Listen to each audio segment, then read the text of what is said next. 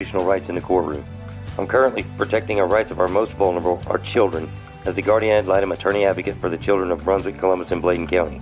I've spent my career serving our country, our state, and our communities, so I ask that you continue your confidence by voting for me, Brian Wilson, in the primary elections on May 17th. Thank you.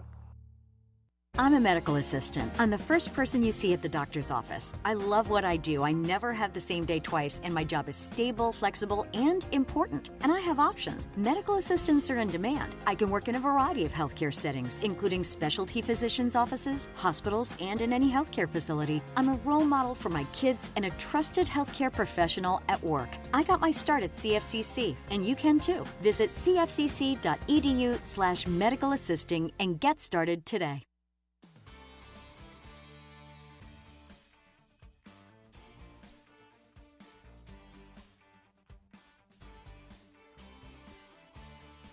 Hello, I'm Matt Bennett with WWAY News. New concerns today after Novant New Hanover Regional Medical Center issued an internal facility alert Monday about a mass casualty. A spokesperson says the alert was due to the hospital hitting surge capacity, not an actual mass casualty event. The hospital's emergency departments were experiencing very high volume and needed to call in additional staff. Novant encourages people with non-emergency needs to visit urgent care or their primary doctor. Former New Hanover County teacher Peter Frank has been sentenced to at least 50 years in prison for sex crimes against a former student. The former Roland Grice band teacher was found guilty in Bladen County Court on multiple sex charges. Several other alleged victims took the stand as witnesses. 5 years after Gen X was first discovered in the Cape Fear River, the state's Department of Environmental Quality was in Wilmington yesterday to announce its plans to address contaminants known as forever chemicals. Speaking near the Wilmington Convention Center, Governor Roy Cooper said PFASs are bigger than any one company or any one chemical, and that is a statewide and national issue. The DEQ plans to propose groundwater, surface water, and drinking water standards for PFASs and will begin making rules based on available data. And Wilmington City Council has allocated more than $1 million to the Wilmington Housing Authority to address a mold problem that's left 150 families displaced for months. The Wilmington Housing Authority needs $6.3 million to fully resolve the issue. WHA has applied for a $3 million grant from the state, and since the need to fix the problem is immediate, the city and county are coming together to fill in the gaps. Council is allocating $1.65 million to the WHA. It's not yet been decided how much will be grant funds or loaned. For more on these stories, you can head over to WWAYTV3.com. I'm Matt Bennett. Have a great day. Happy Wednesday, everybody. I'm WWAY meteorologist Ramel Carpenter with your Storm Track 3 forecast. It's going to be a hot and humid one in the Cape Fear this afternoon. Highs away from the coast will get into the lower 90s, and along the immediate coastline, we'll see those highs topping off in the middle 80s with a chance for a few strong to severe thunderstorms to develop, but not expecting anything widespread as far as severe weather goes. As for the overnight hours tonight, we're falling down into the low to middle 70s under partly cloudy skies, remaining warm and muggy. Get your full forecast on WWAY and WWAYTV3.com. This news and weather is brought to you by Two Men and a Truck. For your free quote, go to twomenandatruck.com. twomenandatruck.com.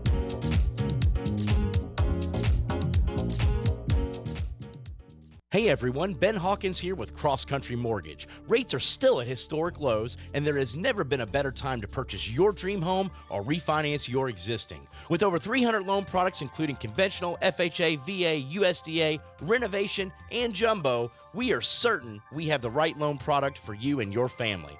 Call me today to be pre-qualified to make the offer on your next dream home. 910-352-3373 or visit my website at lendwithben.com. Folks, the sad truth of it is most of what we're seeing in the news cycle is just noise, and it's recycled noise at that. Nothing informative, nothing that actually helps us discern the times that we live in. That's why we started doing Heard Tell. Every morning right here on Big Talker Network, 7 a.m. with a replay at 3 p.m., we talk and discuss the issues of the day, culture and politics with knowledgeable guests, no yelling, no caterwauling, just grown folk talk about the issues that matter. Join me, Andrew Donaldson, every weekday morning for Heard Tell. Hi, this is Justin Humphreys from the Humphreys Law Firm on Eastwood Road. Tune in Thursdays from 6 to 7 p.m. for Objection to the Form, covering civil litigation, real estate issues, and intellectual property. That's Objection to the Form, Thursdays 6 to 7 p.m. right here on the Big Talker 106.7 FM.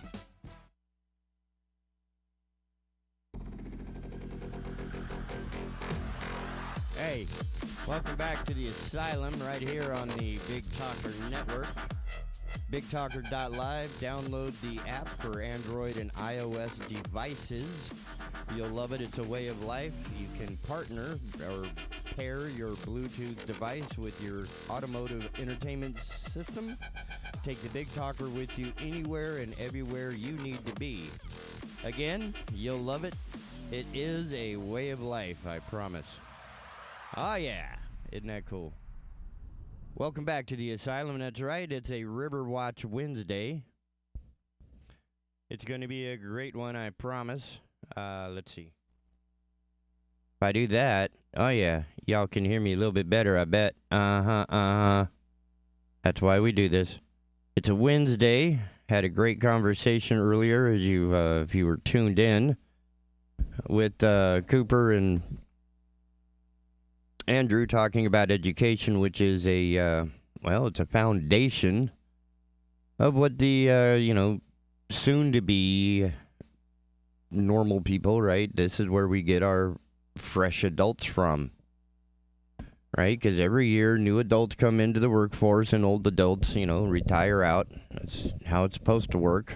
And it should be that those coming in should be at least as qualified as those who are leaving. And that does not seem to be the case overall, certainly with how education is being handled. A lot of the conversation I found on the program this morning was looking at education as an entire system, like one big wild boar, untamable and uncontrollable, is just this beast that you throw money at and hope that it doesn't rear its ugly head. COVID showed us how, fragile the entire system is and just how ineffective education is. I mean, it's kind of like a bumblebee.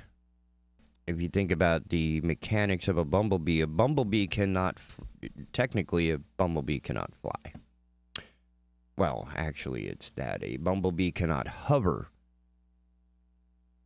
It has to be moving in a direction because it just isn't strong enough to hold itself up. But if it's moving sideways or forward or backwards, that little bit of weight shift is enough to allow him to kind of fly. But he's not really, that's why they call him bumblebees. He's not like a hawk with the ability to navigate with some, serious power and resolve.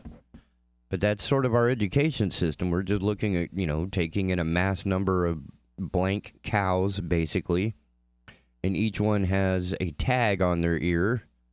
In the case of cattle, it's a number, usually to, control your livestock properties.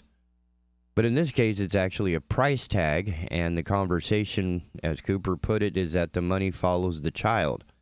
Once the children become aware of this, as they did during COVID, certainly, their give a damn just completely breaks down. Because they realize that they are not important in themselves. They are important as a number to generate money for the administrative and other financial, what's the word I'm looking for? Financial,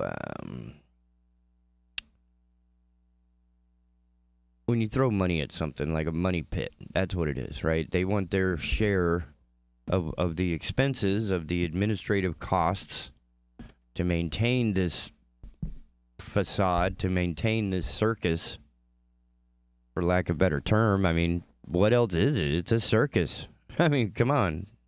Mm-hmm. You have clowns, you have entertainment, and then you have the, oh my gosh, the children are your safety, so we need to give teachers guns when you won't even trust the books that they choose, right? We're supposed to develop their minds. We're supposed to challenge them. I don't know. Education just seems to be a conversation that's so diluted by various things. A lot of it's going to be money. But what are the kids experiencing? Parents can tell you from their point of view what the child is experiencing, but the child is not telling you what they're experiencing. We don't consider them a valid mature source of information, when it is exactly their experience that we need to, pay attention to. Excuse me. They're the ones, right, who are being directly affected by this and really need to be able to say, hey, this works, this doesn't. Is there a way that we can find a happy medium? I don't know. Maybe we can adjust. I mean, I understand that we don't want the children running the school, right? I mean, that is the asylum being run by the inmates. While it works out here at the Big Talker, it may not work out in the larger school structure. However, listening to the children's concern, the students' concerns, I think that we could address the needs of education and the needs of the kids themselves, right? Because they're not just, and this is what took the School of Education to teach me, is that there is a world of difference between a student and a kid. If you think about it, the kid is developing physiologically, and their hormones are raging, and hair is growing in places, and it's a really weird time in the middle of their puberty to be in an educational environment that is so sterile and what's the word I'm looking for? Not absent, but distant. Right? Because if you get too close, you end up in prison. Could they consider yours, untoward? Who knows? But you can't be too close because that looks wrong. That can be, misconstrued. But you also can't be too distant because then, your distance learning would be more effective, in which case you just put up a cardboard sign that says teacher, and the teacher says her stuff. Please follow along on page 17 in chapter 4 of your math book. And we are going to learn how to count apples and oranges. In some ways, this may work. In some ways, it may not. I think you would find, or if we were to look into it, we would find that some of those on the autism spectrum would respond better to different types of online stimuli and teaching. And maybe some kids with ADHD that can't sit still, if they're able to do little backflips or run on a hamster wheel before taking a course, maybe it calms them down a lot. We don't have those options at the school, right? I mean, there's a lot of exploration in the concept, or in the, how would you say, the machination that is education.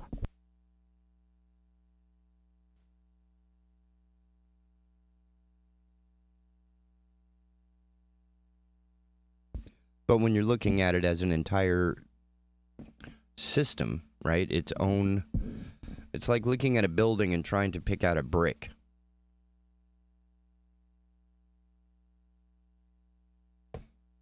We know what the stress is on any given brick, but it's impossible to identify a brick standing from across the street.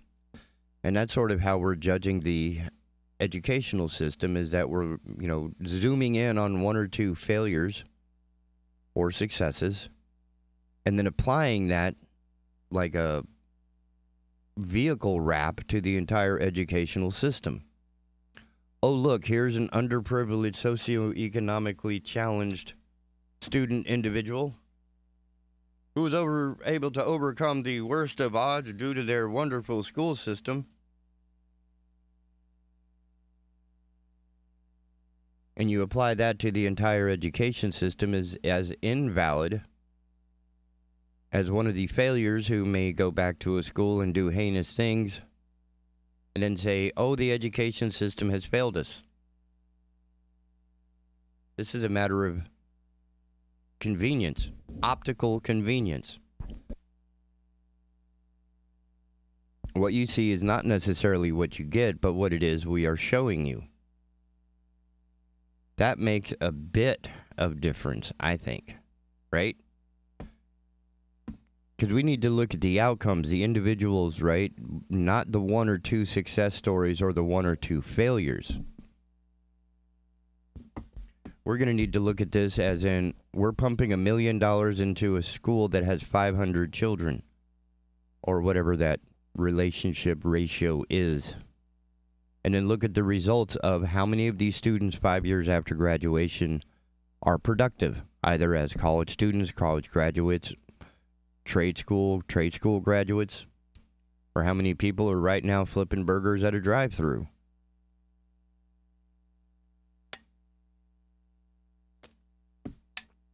Part of this exercise, academic as it is to step back and sort of take a look at what's going on. You know, what do we see? What is actually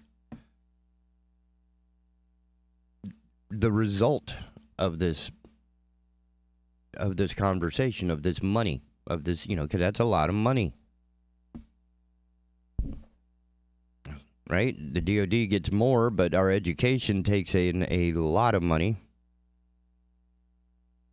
And that's supposed to be applied to, you know, per student, as per what Cooper was talking about, that the money should follow the student. But when we spend money to train somebody in the free market or the open market or whatever private sector, we expect them to perform, at least, you know, we send people to the Army, you're going to get trained on how to be this, that, or the other, and we want 2 years of your life in exchange for that. Well, if there's going to be this much money in exchange for the education, what are the results of that education? What are the results of that money? What are we spending it on? And as pointed out in previous conversations on this show, you will notice the greatest amount of money is going to go to administration, followed by sports, usually spearheaded by football.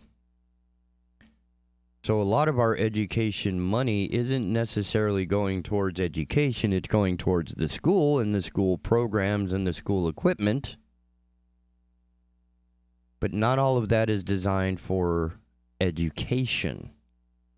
I understand physical education is important, but I feel that, reading, writing, and arithmetic is more important-er. How's that?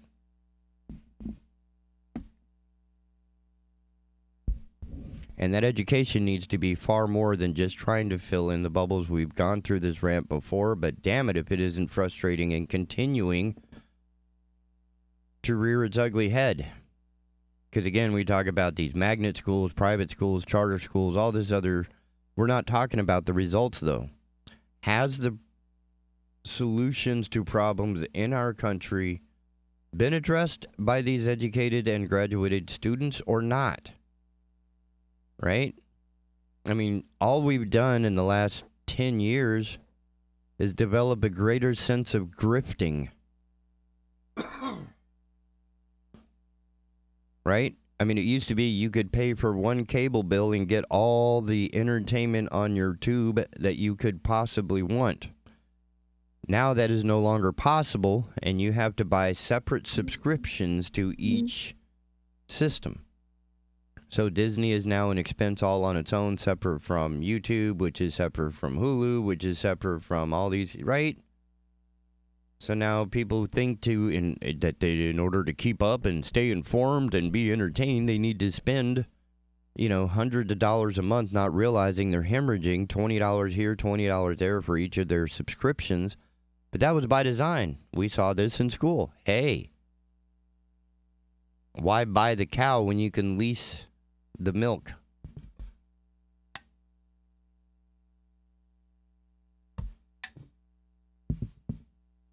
So subscription-based software, right? Adobe is one of the spearheads of this, and a lot of people are complaining about it because it becomes an endless monthly subscription. It's like paying to stay alive. It's like paying to stay in business for a software that should be purchased and used, right? Every other piece of software I own, I use, is purchased.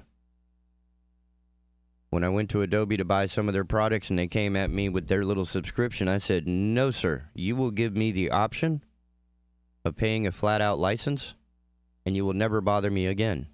I don't care about your upgrades. I don't care about anything else. If you're going to charge me on a monthly basis, no. I pay rent on a monthly basis until I own the home. Once I own my home, I do not plan to pay rent ever again. My car is paid for.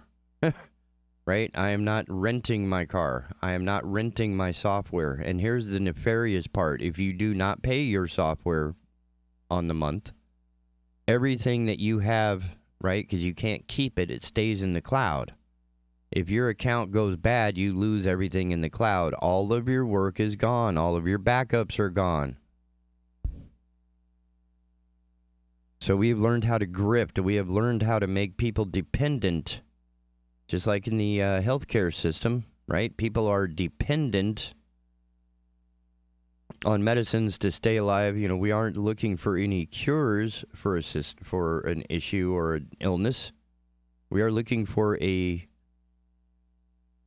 customer, a repeat customer, someone who has to come back month after month and giving us money month after month out of the fear that their life may be cut short or less quality of life or whatever it is that's, you know, I'm not buying that one either. If it's time to go, it's time to go, right? I mean, the first humans on this planet didn't have that option.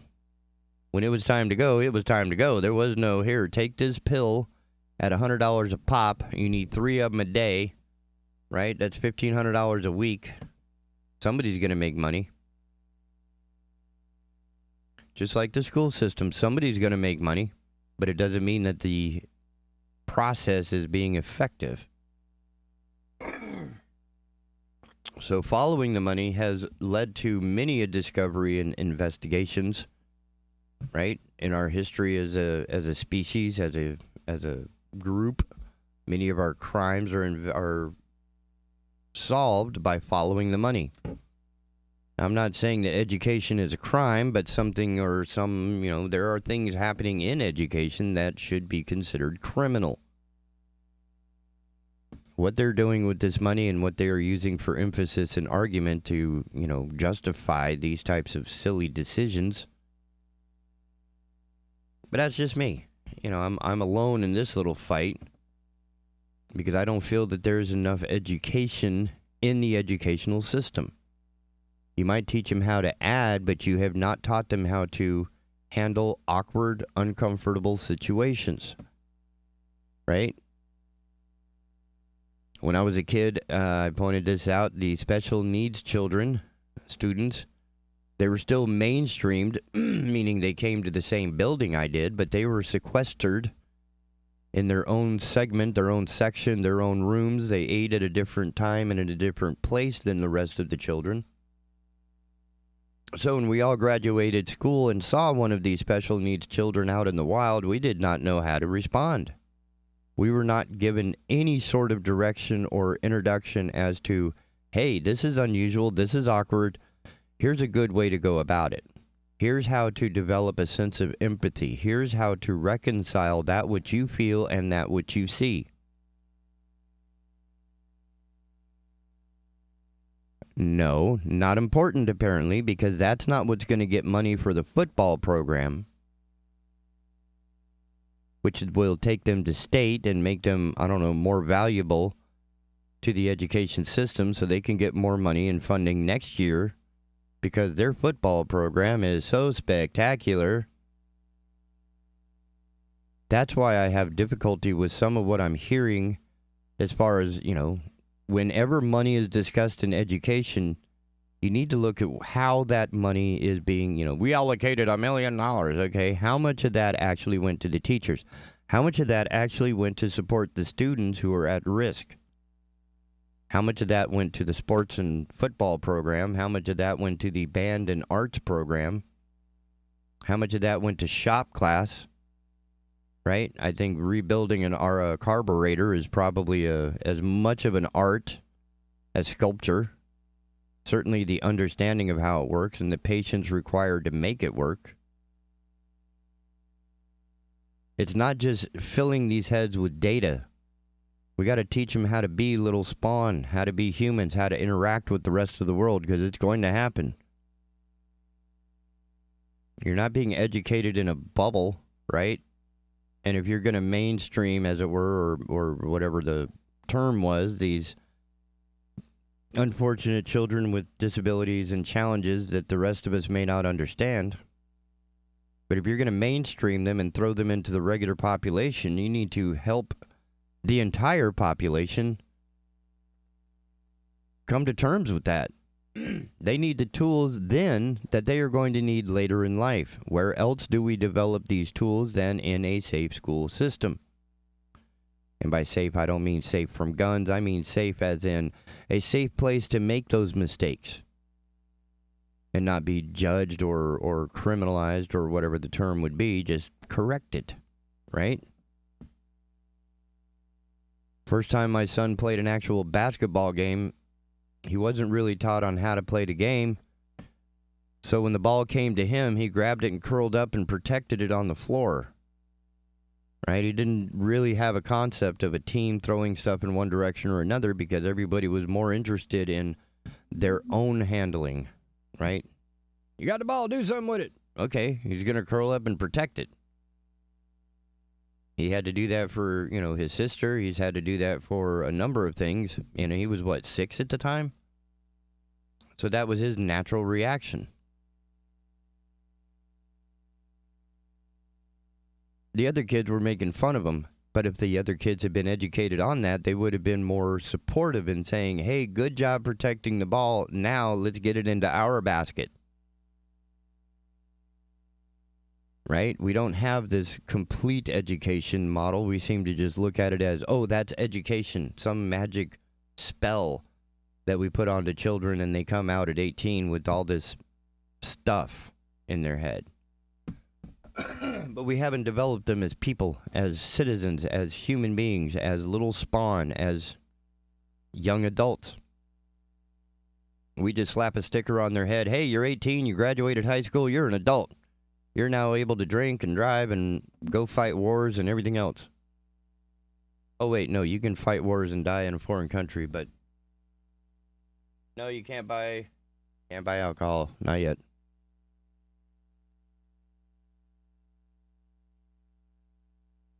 So I tell you what, here in a minute, I'm getting it all set up. Oh, look at that. It's starting to work. It's a wonderful thing to see.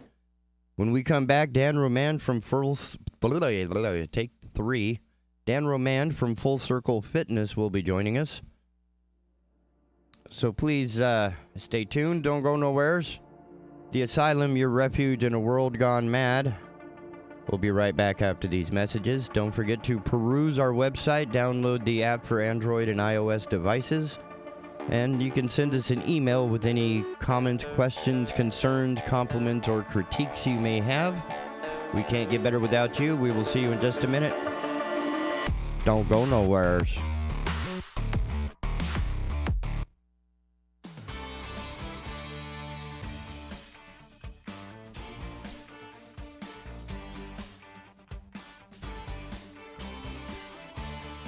Hello, I'm Matt Bennett with WWAY News.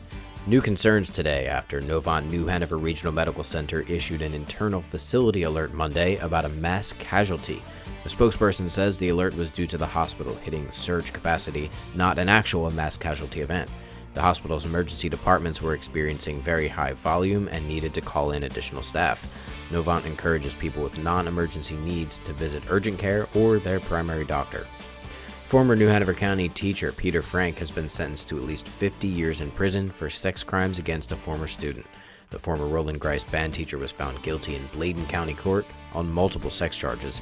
Several other alleged victims took the stand as witnesses. 5 years after Gen X was first discovered in the Cape Fear River, the state's Department of Environmental Quality was in Wilmington yesterday to announce its plans to address contaminants known as forever chemicals. Speaking near the Wilmington Convention Center, Governor Roy Cooper said PFASs are bigger than any one company or any one chemical, and that is a statewide and national issue. The DEQ plans to propose groundwater, surface water, and drinking water standards for PFASs and will begin making rules based on available data. And Wilmington City Council has allocated more than $1 million to the Wilmington Housing Authority to address a mold problem that's left 150 families displaced for months.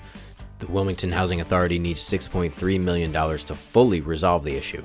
WHA has applied for a $3 million grant from the state, and since the need to fix the problem is immediate, the city and county are coming together to fill in the gaps. Council is allocating $1.65 million to the WHA. It's not yet been decided how much will be grant funds or loaned. For more on these stories, you can head over to wwaytv3.com. I'm Matt Bennett. Have a great day.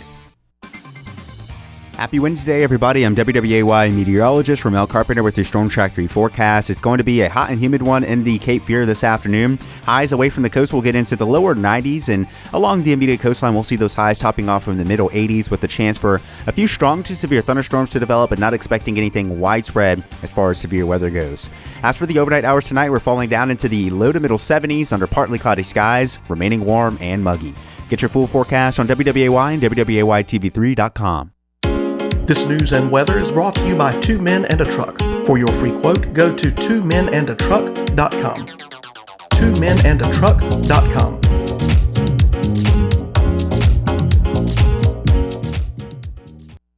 Veteran Awareness sponsored by You Are Not Alone. Today's veteran homeless rate is approximately 19,750, and the numbers are declining because of the various veteran programs. If you are a veteran you know is homeless, please call 877-4AID-VET. This is a confidential and toll-free call. From this veteran to other veterans, please be there to help our brother and sister veterans. Again, the number is 1-877-424-3838. And thank you for your service. O'Leary's Automotive Repair has multiple locations in the area in Hampstead, Leland, the Myrtle Grove area, Ogden, and Wrightsboro. O'Leary's Automotive Repair, a trusted, locally owned business since 2006. Folks, the sad truth of it is most of what we're seeing in the news cycle is just noise, and it's recycled noise at that. Nothing informative, nothing that actually helps us discern the times that we live in. That's why we started doing Herd Tell. Every morning right here on Big Talker Network, 7 a.m. with a replay at 3 p.m., we talk and discuss the issues of the day, culture and politics with knowledgeable guests, no yelling, no caterwauling, just grown folk talk about the issues that matter. Join me, Andrew Donaldson, every weekday morning for Herd Tell.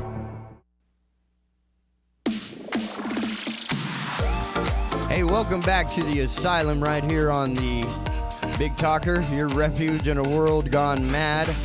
And as promised, we are joined by our friend Dan Romand from Full Circle Fitness, who has quite an interesting topic for us this morning. Nothing like a little stress to get your day going. It sounded like you were, when you first put me on, it sounded like you were having a little stress this morning, dealing with some stuff. And for those that don't know, TK and I are part of a little show that runs on Tuesday nights called All Things Brunswick. And we had a few, let's call them technical glitches. Does that work? We were sabotaged by an idiot. Oh, I'm not going to go there last night, which caused a little bit of stress, which is why I thought it would be a good topic to talk about this morning. It was more than consternation. Yeah, it was way more than consternation, but we got through it. Put on a hell of a show. So if you haven't watched it, go watch it, people. The guy who was doing the talking on the show was fantastic. He's an amazing man and quite good looking, I might add. Go ahead, don't call TK, him bald take a yet. shot at me. Take a shot. That's your lawsuit. That's your retirement plan right there. There it is. One person calls you bald with a bad tone in their mouth, and you can retire. Apparently, as we discussed a couple weeks ago, but it doesn't faze me. I get called far worse things than that, and I'm okay with that. I was going to say, it's almost like the compliment at this point. You long-haired son of a... Hey, you're right. Pantene Hey, what pays was that off. song? Long-haired hippie freaks need not apply. Wasn't that what it was? Yep. Yeah. Now it's like anybody can apply. Yeah. Well, anybody that's heck, at this point, I don't even think they need to be breathing. I was going to say anybody that's breathing, but I don't even think they still warm. It's funny because I was reading an article a couple days ago. I forget exactly when, and they were saying there's 11+ million job openings right now, and amazing to me, absolutely amazing. But I don't want to get into that. Let's talk stress. Well, if it's not stressful to be asked by like everybody under the sun to come do work, and it's like I have to pick what I can do. I'm sorry, there's 24 hours in a day. Well, there's a good point, right? There's only so many hours in the day. You can't get it all done. and they keep piling on yourself, all it's going to do is create stress. It's funny. I was talking with somebody the other day. I talk to people a lot, if you notice, and we were talking about to-do lists, right? So one of the things when I'm working with my clients, we try and do is minimize their stress. So when we're counseling them, and this in particular one was a nutrition thing, but one of the things we were saying to each other is how much is on both of our to-do lists, right? So I own a small business. I do these type of things. I got busy days. And for me, what I have to do is reduce the number of things I can do in a day because I'm not going to get them all done. That's the reality. So, I have my to-do list, but what I do each day is I pick 3 things that I have to get done. So instead of trying to identify the entire elephant as needing to be done, you take a piece of the elephant. I take a piece of the elephant. And then deal with that. Yeah, my to-do pad's over in the corner here right now as I get it out of my way when I'm on the radio. But there's probably 25, maybe 30 things on that list. There's no way I'm going to get that done today or even this week, right? I'll give you $1 if you do. If I worked 24/7 from now until Sunday, I would not cross everything off that list. So what I do is, like I said, I pick the top 3 things, and it really sometimes though those top 3 things, 2 of them might be the simplest little things, just so I can cross them off the list. Laundry. Yeah, when we're talking stress, what creates the stress is we look at it, we see this huge list. I can't get that all done. That's stressful in and of itself. Then we go throughout our day and maybe we only cross off a couple of things. That creates stress because I only got 2 out of 20 done. The way to kind of address that is to flip the mindset, right? I'm going to get 3 things done. One of them hopefully is the priority, whatever it might be for that day. That's how I do it. I agree. This is the one I do need to get done because there's always something that absolutely has to be done. Then I pick and choose from what's left. And I usually try and find at least one easy one because then I can cross it off the list and I can feel good about it. Yeah.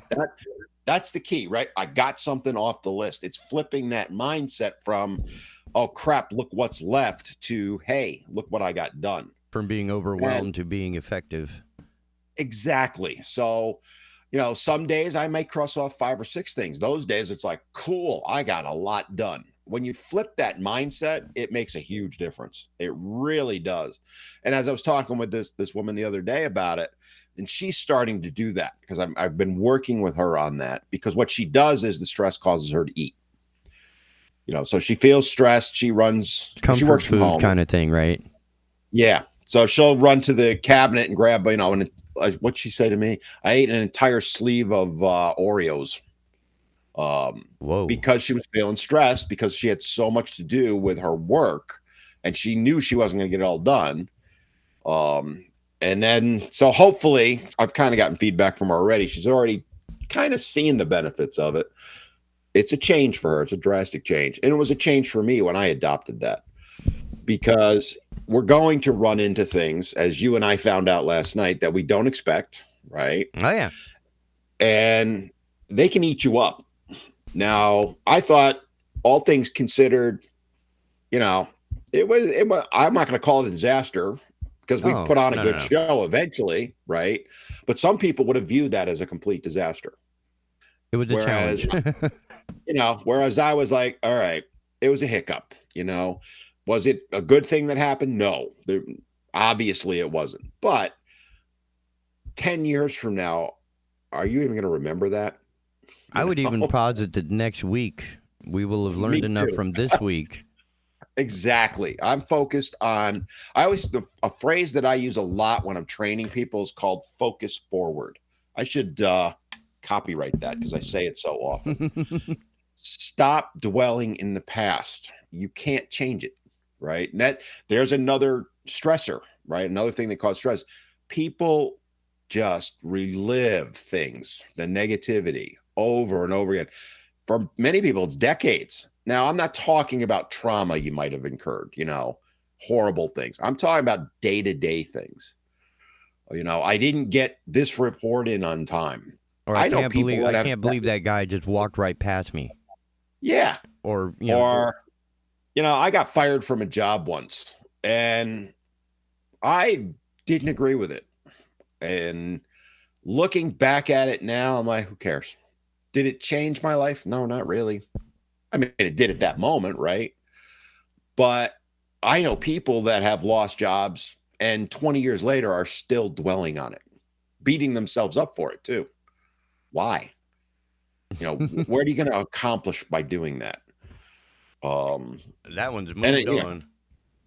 What was that? I was going to say that, that situation has moved on, but it takes, some time to recognize that your concentration of people of fitness for those over 50, these people have had enough time to sort of recognize over the past 40 years, 45 years, that was getting into a fight over a Spider-Man shirt when I was 6 years old, right? At some point around age 18, 19, 20, 30, 40, you got to kind of go, yeah, I missed that shirt. Just like I missed my puppy, right? Because the dog didn't make it 19 years, and you get more upset about the shirt than the dog. So we're a little upside down.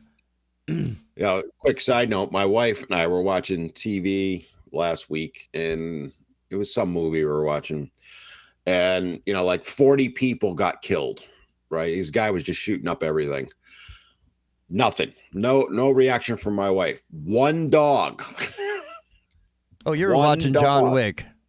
And she just went nuts. Oh my God, this poor dog, blah, blah, blah. And I just looked at her and said, you just watched 40 people get killed. You're worried about the dog. She just looked at me and laughed, But that's a side note.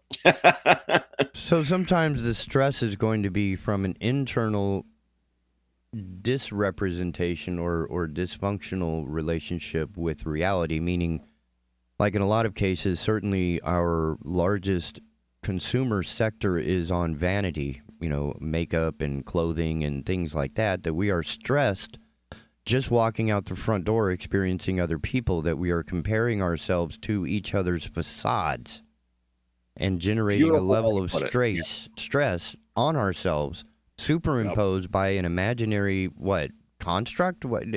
That one I don't quite get. I don't either. I mean, you're right, though. And I would even add to it by saying social media is another one, right? Well, that's not how we see others, because we're only going to post our best selves. Exactly. When was the last time you posted, hey, I got fired from my job, I suck, I'm a horrible person? No.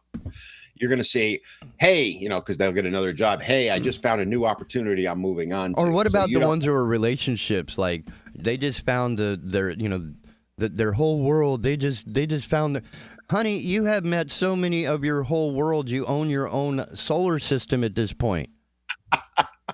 Well put. Right? Well put. At some point, you got to just stop posting. And then there are the others that are, this is the one that really bothers me, because we're trapped into, is this real or is this attention-grabbing behavior? Where they post, woe is me, I'm going to end it all. And, and it's so generic that a million people chime in, right? So we're creating stresses in an imaginary environment.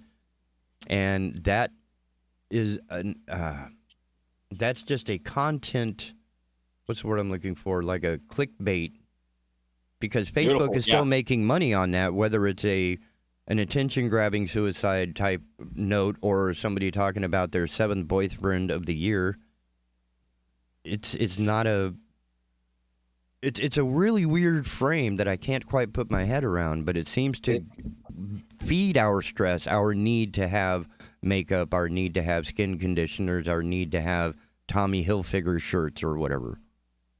Yeah, it's, you bring up interesting points with all that, because if you look at, and I've studied this, if you look at what drives the internet, but not just the internet, but in general life, it's negativity, right? You talk about clickbait. You talk about what do people want on the news? Well, there's that old phrase, if it bleeds, it leads, right? The feel good, happy, positive story, that's the last 2 minutes of the nightly news, if they even do one. But you get 28 minutes of pounding you with negativity. Now, to be blunt about it, they know it's not sex that sells, it's negativity that sells, right? Controversy. Yeah, Some sort of you battle. Exactly. If you put some positive story up, whether let's say social media, let's say if you put it up on Facebook, you might get a couple of people that like it. You put a negative one up, not only are you going to get hundreds, if not thousands of likes, you're going to get hundreds, if not thousands of comments about it, right? Yep.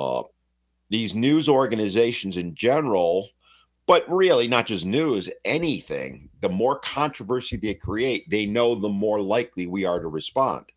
It really what it is they're trying to drive stress. If they create stress in you, that flight or fight response kicks in. It's a natural thing that we do. You cannot stop it.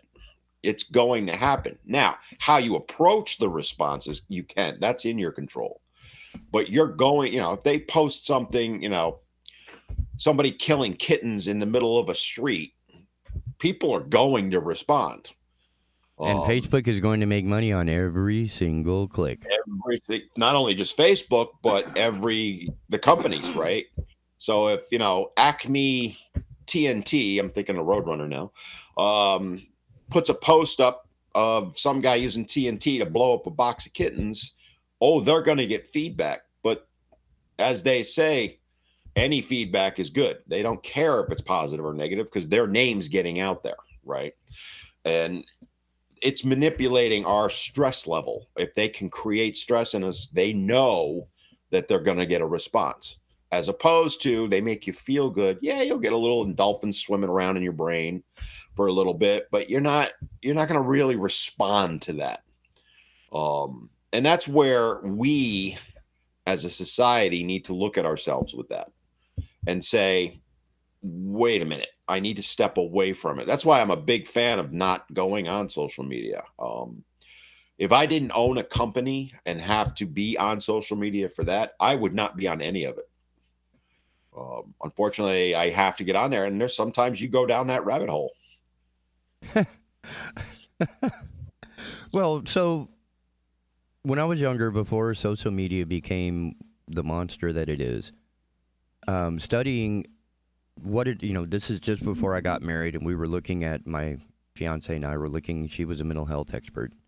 We were looking at a list of stressors, like there are certain things you should not do more than one or two of in a year to allow your body and your mind to adjust. And one of them is getting married, one of them is starting a new job, another one is, moving to a new location. I'm trying to remember, like a new pet. We ended up hitting like 4 of those inside of 2 months.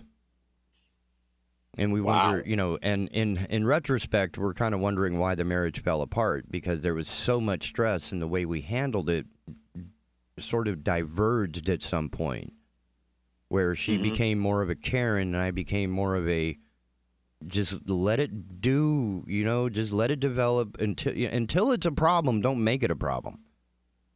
That's a great way to put it, and right? Then that became you and I a have stress, similar mindset, right? Yeah.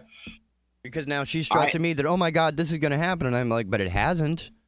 Wait until it has happened, right? And we will take steps and, watch what's happening so that we can hopefully mitigate or minimize. We're going to remain aware of it, but I'm not going to completely throw in the towel before the game has ever started. Yep. Well, that's a good point. So that brings up the other thing. Like we talked about not dwelling in the past with stress. Stop playing the what if game, right? You just nailed it perfectly. You cannot know what's going to happen on everything. You can look at it and go, well, it could be A, B, C, or D, but you don't know how you're going to need to respond to any one of those. Why deal with all 4 of them? Wait till you figure out, well, it's C, and then address it. Because, and I'm sure you know this, people just spend, what if? Oh, I still do. As an engineer, it's part of my job. What if it fails? Then what? Right? That's a different mindset. That's a plan looking into, a situation. But if you're looking at a development that, obviously a person with this item is probably not a good combination. Maybe they become a fantastic soldier. Maybe they become a fantastic sharpshooter. Maybe they end up in Buffalo, New York. But you don't know that.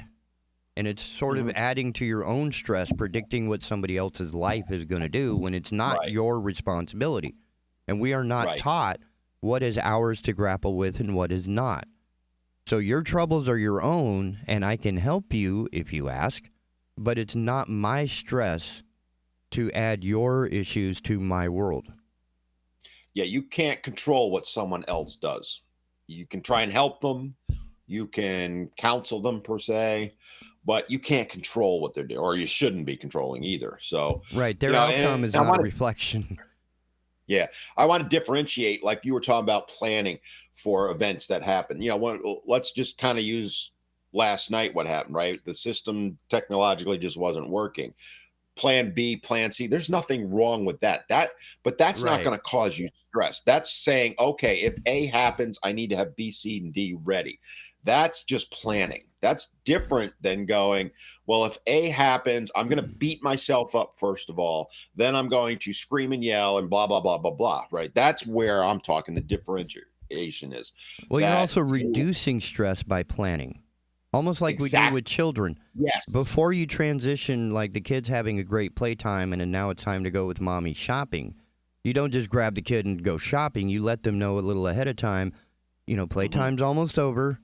We're going to go shopping here in a bit. And you sort of smooth that process over. You have a little bit of preparation. The prepared mind is prepared. And it seems to be one of the common elements to all three of what we've discussed so far, is to have a relaxed, prepared mind that can handle stresses of, and categorize them, prioritize them.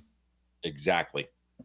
Because you're going to run into stresses in life that are out of your control and that come out of nowhere, right? It's going to happen. That's inevitable. But if you can minimize what those are as much as possible, and then put yourself in a position where when you can deal with it by saying, okay, this cropped up, whatever it might be, I need to prioritize this, handle it. What's the best way to do it? And try and, as much as you can, take the emotional side or emotional response out of it. Because, if something happens and you just respond with emotion, that's not going to usually change it. I can think of very few instances in my life where my emotional response to a stressor occurring fixed it or had any effect on it. Whereas when the emotions go away, and we're human beings, we're going to emote, but it's how soon can you get past that emotion? I tend to be analytical with things. I analyze them. I'm a problem solver, so to speak. It's probably the reason I do what I do. And people sometimes struggle with it because I'll sit there and go, well, you're overweight because you eat too much. You got to fix that. And, the response I get from them usually is emotional. I already eat right. No, if you're eating right, you wouldn't be overweight. I mean, it's blunt, but it's also true. And when you can take that emotional response out and say, well, yeah, you're right. Maybe I am eating too much.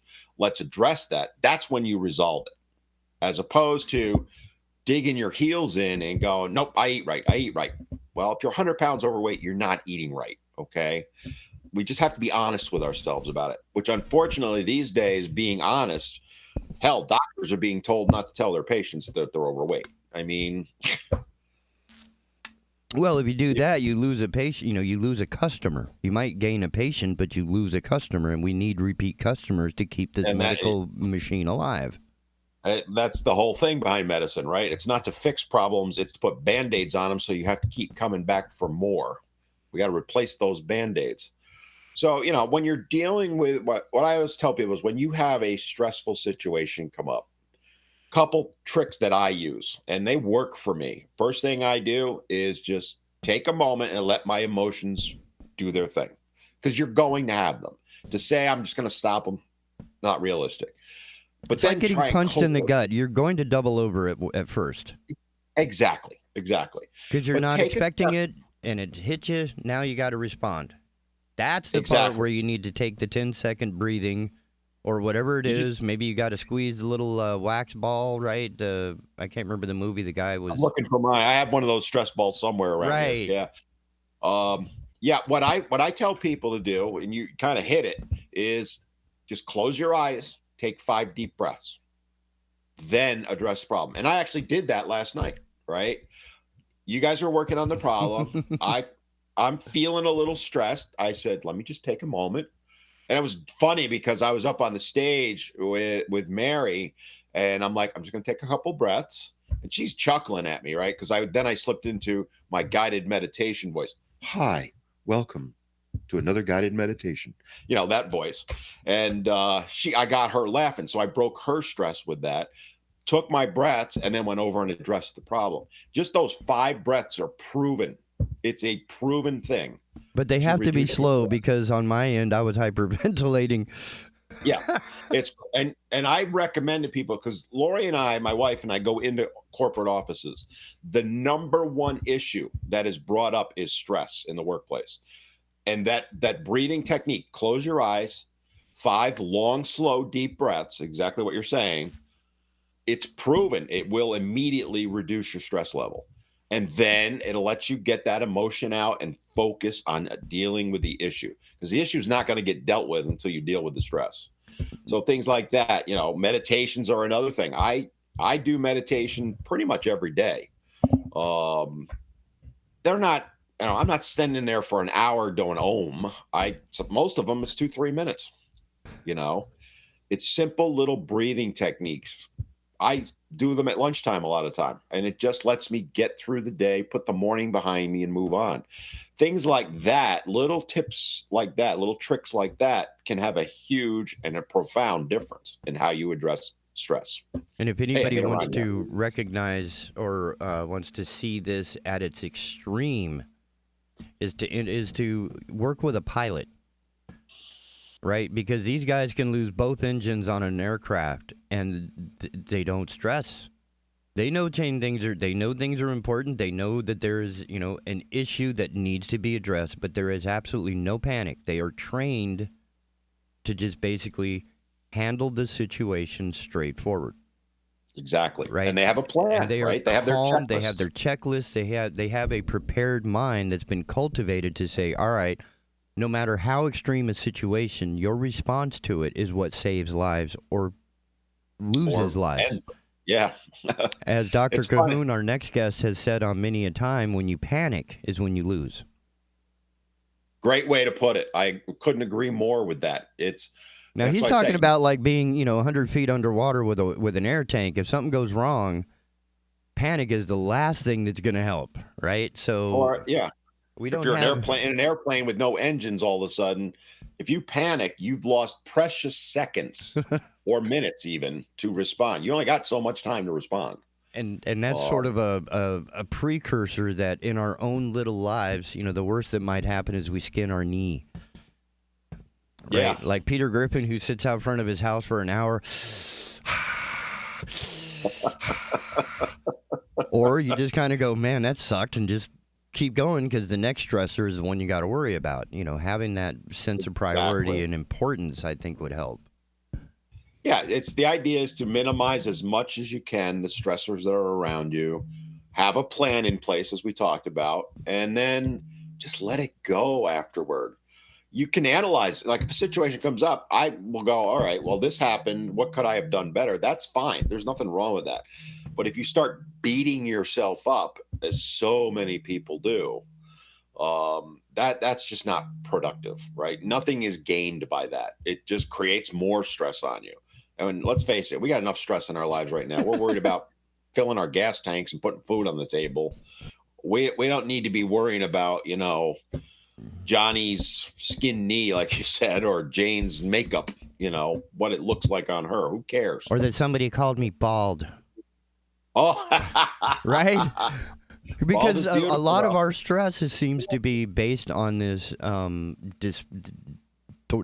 distorted mirror that we see reflected in the rest of the world, right? We go onto Facebook or social media or television or Netflix or YouTube, right? And all the cute people with the right clothes and the right makeup and the right hair are the ones that are getting the clicks and likes, and the ones that aren't, right? They tend to overvalue that, I guess, which we have done. Well, I would put it, they tend to undervalue themselves because of it. In response, definitely. Oh yeah. So that dichotomy is unfounded in the first place. But yeah, I mean, they'll look at, like, using the fitness world, you'll have, some beautiful woman. She's got on skin tight pants and she starts doing squats to show off her butt. She's going to get literally millions of likes in a day. What people don't realize is, one, her genetics are probably put her in the 1% of the entire population. Two, she's spending hours and hours and hours in the gym to look like that because she gets paid to look like that, right? Celebrities, classic example. They get paid to look good. So they spend hours and hours on it. And they have private chefs. They have trainers that live with them and so on and so forth. That's not realistic for you and I, right? We can't. That's not our life. When we start saying, well, I want to look like, I don't know, Kim Kardashian, which, to be honest with you, I couldn't pick her out of the lineup, just for the record. That's not realistic. That's not what we can do. We may not be able to genetically do it, first of all. Like, for example, me, if I wanted to have six-pack abs, it's never going to happen. I don't care how much I diet. I don't care how hard I work out. Genetically, I just can't get there. I can get close, don't get me wrong, but I can never have six-pack abs because of the body type I have. And that's not necessarily indicative of strength or health. Nothing. That has nothing to do with it. It's appearance only. But so many people look at that and say, well, I need to look like fill in your celebrity or influencer or whatever. And they start beating themselves up. I don't look like that. I'm a horrible person. I suck. I'm trying to be kind with this, but that's the mentality that so many people have. And if I could change one thing in the world, it would be that, is to just be the best you can be. Don't be the best, fill in the blank celebrity that you think you can be, because you can't. We already have that. We don't have a you. We have an Angelina Jolie, right? But we don't have a regular, shoe salesman, Al Bundy or whatever. Well, I mean, there's 330 million of us, and for all of us to try and achieve the same level of greatness or whatever is just ridiculous. But that's exactly, it's impossible. No one, there's only going to be so many Elon Musks and Bill Gates in the world. That's just reality. We can't all be that. And to, this mindset that we should all be billionaires, well, it's not going to happen. So let's be honest about it and say, all right, what can I do to make my life better, to be healthier and all that, and focus on me, you, or whatever, however you're going to phrase it, as opposed to worrying about, Angelina Jolie, who, by the way, fun fact, I actually saw her without her makeup and being all dressed up. She doesn't look as good as you think she does. That's all I'm going to say. Probably looks more like my ex than I realize. Yeah, she was filming a movie. This is, 10, 12 years ago, somewhere in there. And I was rowing at the time, and she happened to be jogging by when we were at the boathouse. So I'll try and make this very short. She jogs by, and we're all looking at each other going, wait, is that? I know that. Who is that? And somebody went, that's Angelina Jolie. So I don't know, 20 minutes later, she circles and comes back. Now, all us guys are like looking, right? And she went by. The way a tiger or a lion looks at a gazelle. Well, it was more like a way a tiger or a lion looks at a gazelle and goes, ugh, and I'm not trying to insult her in any way, but without the makeup and all the, the fancy schmancy, whatever, she looks just like you and me. It's just funny. It's amazing what you can do with Sherwin-Williams paint on the face. Yeah, it's that perception, right? She's a gorgeous, beautiful woman all the time, 24/7. Not when she brushes her I'm teeth. I'm not trying to knock her in any way. In fact, if anything, I'm trying to praise her by saying she's no different than you and I. She really isn't. And that's what both of us are kind of talking about, is stop trying to live that fantasy and focus on reality. Yeah, I mean, if you really want to find out if your attraction to your mate or significant other is that strong, be there when they brush their teeth in the morning. Yeah. That'll let you know if you can tolerate them or not. After that is like, okay, next. Or do like I did, which is date women that don't wear makeup and marry them. There you go. That saves a lot of money in the first place. Besides, it's cheaper to buy beer. Honey, you look much better after a 6-pack of beer than you do with $6 of... Anyway, I'm sorry. It's already... There's a video about that, right? Yes, sir. I've seen where, that's the one that got me in trouble, so I had to stop. I mean, Lori and I have been together 11 years now. I think I've seen her wear makeup maybe twice. And neither of them were for you. Yeah. She looks better without it. So, and I told her that was probably my fatal mistake, but, she is who she is, right? And I accept her for who she is, and I love her for who she is. You married her. You didn't marry the makeup bag. No, that's funny. When I was younger, I got turned off by makeup, and I think it was for the reasons you kind of talked about, right? And guys do the same thing, by the way. We puff out our chest, we do all that crap, and just be yourself. Enjoy life. Life's meant to be enjoyed, not living in misery. The worst stress should be like if you have enough money for parking when you get to the beach. Don't get me started on that. You're gonna create stress for me. We're already over the hour, and I got to take the break. So, all right. With that in mind, dude, we will see you next Tuesday, if not before. Sounds good. Thanks so much for your time, and we will see you soon. And the big talker, the Asylum anyway.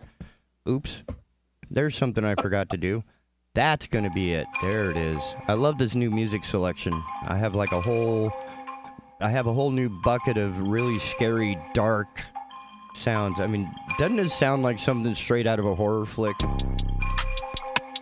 I like this one. It's got popping, this one. It's a little scary. I like that. It's just a little creepy. Yeah, I guess we are, Well. With that in mind, ladies and gentlemen, we'll be right back on the Asylum. Don't go nowhere. Keeping Bald Head Island informed. The Big Talker 106.7 FM WFBT, Carolina Beach. One Love Tennis started in 2013 to give back to young boys and girls. We now go through 460 kids a week that are learning about life skills, learning to succeed in life through academics and tennis. Putting those two together, if you do them well, you can write your own ticket. To get involved in this program, go to our website, one-love-tennis.org. Folks, the sad truth of it is most of what we're seeing in the news cycle is just noise, and it's recycled noise at that. Nothing informative, nothing that actually helps us discern the times that we live in. That's why we started doing Herd Tell. Every morning right here on Big Talker Network, 7 a.m. with a replay at 3 p.m., we talk and discuss the issues of the day, culture and politics with knowledgeable guests, no yelling, no caterwauling, just grown folk talk about the issues that matter. Join me, Andrew Donaldson, every weekday morning for Herd Tell.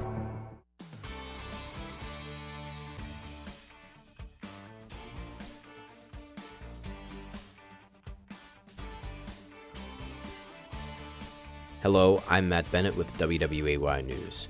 New concerns today after Novant New Hanover Regional Medical Center issued an internal facility alert Monday about a mass casualty. A spokesperson says the alert was due to the hospital hitting surge capacity, not an actual mass casualty event. The hospital's emergency departments were experiencing very high volume and needed to call in additional staff. Novant encourages people with non-emergency needs to visit urgent care or their primary doctor. Former New Hanover County teacher Peter Frank has been sentenced to at least 50 years in prison for sex crimes against a former student. The former Roland Grice band teacher was found guilty in Bladen County Court on multiple sex charges. Several other alleged victims took the stand as witnesses. 5 years after Gen X was first discovered in the Cape Fear River, the state's Department of Environmental Quality was in Wilmington yesterday to announce its plans to address contaminants known as forever chemicals. Speaking near the Wilmington Convention Center, Governor Roy Cooper said PFASs are bigger than any one company or any one chemical, and that is a statewide and national issue. The DEQ plans to propose groundwater, surface water, and drinking water standards for PFASs and will begin making rules based on available data. And Wilmington City Council has allocated more than $1 million to the Wilmington Housing Authority to address a mold problem that's left 150 families displaced for months. The Wilmington Housing Authority needs $6.3 million to fully resolve the issue. WHA has applied for a $3 million grant from the state, and since the need to fix the problem is immediate, the city and county are coming together to fill in the gaps. Council is allocating $1.65 million to the WHA. It's not yet been decided how much will be grant funds or loaned. For more on these stories, you can head over to wwaytv3.com. I'm Matt Bennett. Have a great day. Happy Wednesday, everybody. I'm WWAY meteorologist Ramel Carpenter with your Storm Track 3 forecast. It's going to be a hot and humid one in the Cape Fear this afternoon. Highs away from the coast will get into the lower 90s, and along the immediate coastline, we'll see those highs topping off from the middle 80s with the chance for a few strong to severe thunderstorms to develop, but not expecting anything widespread as far as severe weather goes. As for the overnight hours tonight, we're falling down into the low to middle 70s under partly cloudy skies, remaining warm and muggy. Get your full forecast on WWAY and WWAYTV3.com. This news and weather is brought to you by Two Men and a Truck. For your free quote, go to twomenandatruck.com. twomenandatruck.com.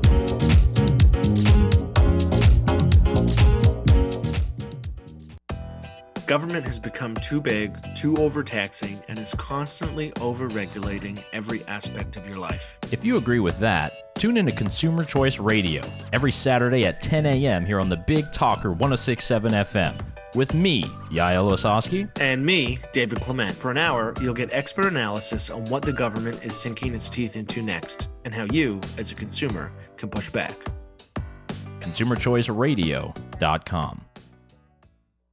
As Wilmington's leader in restorative and regenerative medicine, the Frank Institute specializes in health optimization. Simply put, we use in-depth evaluations and lab testing to determine the best treatments for each patient. So whether you're suffering from an unseen hormonal imbalance or a simple vitamin deficiency, the Frank Institute is ready to get you back to better living. Call us at 910-679-8534 or fill out our symptom survey online at frankinstitute.com. Because at the Frank Institute, you live, we help.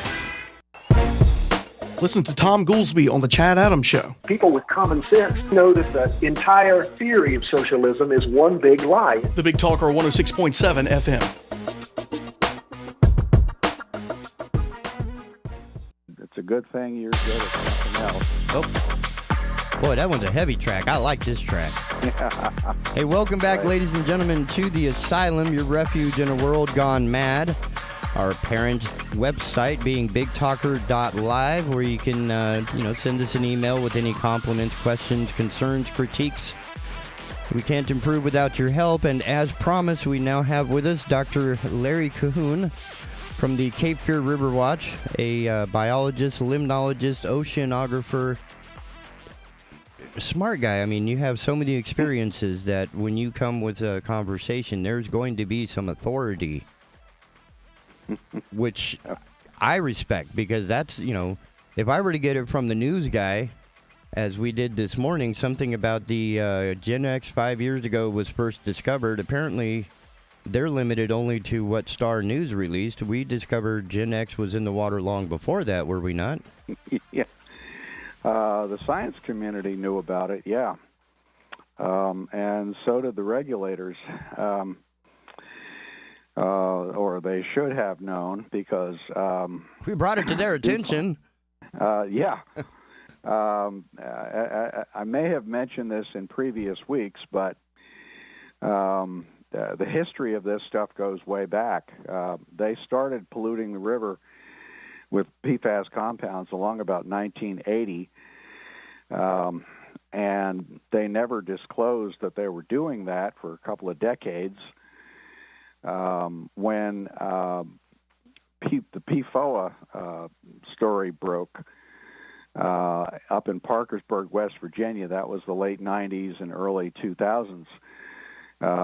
That book, Dark Waters, and the movie made from it about Rob Bilott, the attorney who pushed that case into the courts and eventually won.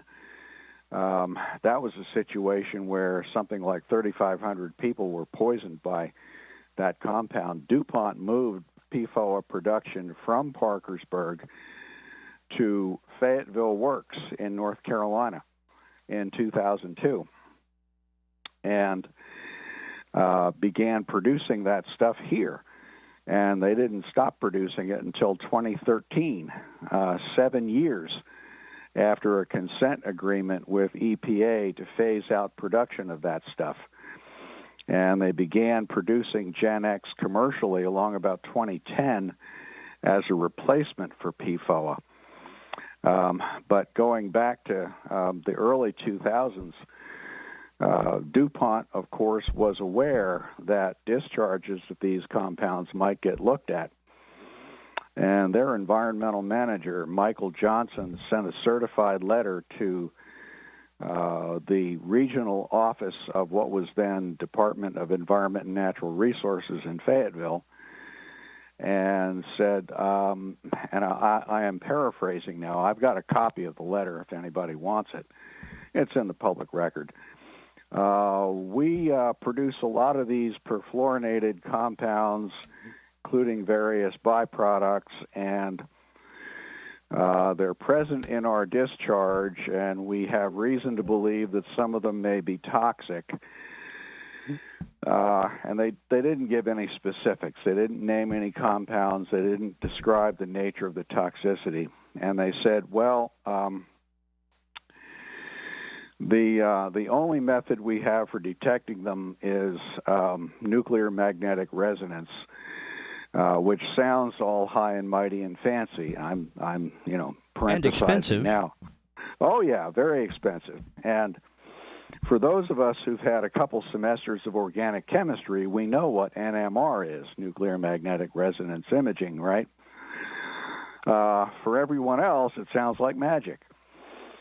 And as it turns out, if you actually know what it is, you know right away that it is not suitable for analyzing mixtures of byproducts and quantifying the concentrations of them. And that leads to the question, why would DuPont, one of the foremost chemical companies in the whole universe, not be using the proper methodology to quantify these things? And that would be mass spectrometry. I know we've talked about this before. Anyway, that's technical stuff, but it matters because it's like trying to measure tire pressure with your fingertip, right? Push down the little nub on your tire valve, right? Uh-huh. And say, yeah, the tire feels inflated pretty well. Well, that's not how we do it. We do it with a tire pressure gauge, right? Something that's calibrated and actually something that's actually designed for that purpose. Right.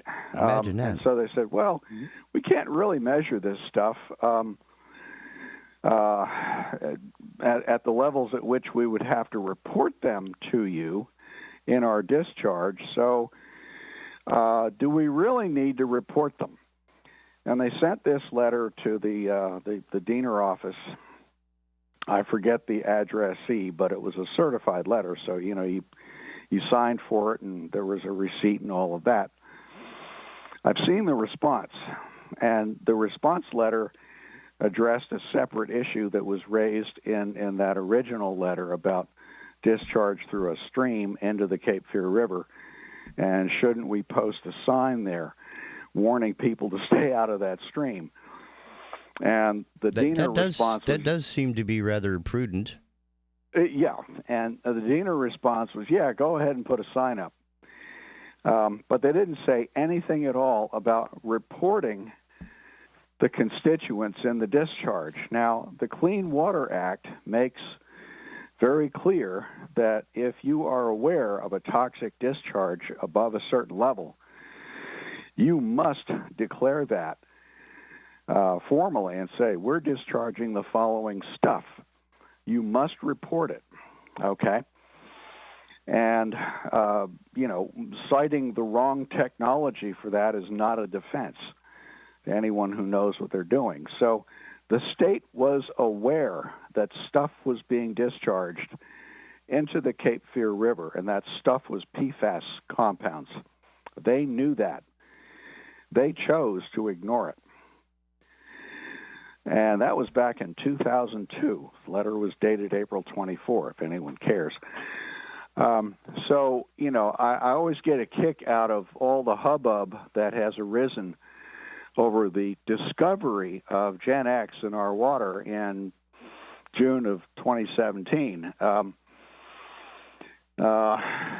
It wasn't a discovery. It was that the public was finally told about it. And the two heroes of that discovery or disclosure were Detlef Kanape, the scientist at NC State who actually published the paper disclosing that, and Vaughn Haggerty, who works now for CFPUA. Vaughn was the reporter who dug up the story, found it, interviewed Detlef, and put the story out just exactly a year ago, or 5 years ago. I think it was June 8th, 2017. And so that's how this became a big public story here in North Carolina. If it hadn't been for those two guys, they'd still be doing it, possibly. There were other folks involved in studying PFAS compounds in the river, but the initial response after the public disclosure by the state of North Carolina was, now what? It was gross incompetence, okay, in my opinion. I was engaged with that, watching that take place, in real time. And some of the conversations we had with state people were just mind-bogglingly stupid on their part.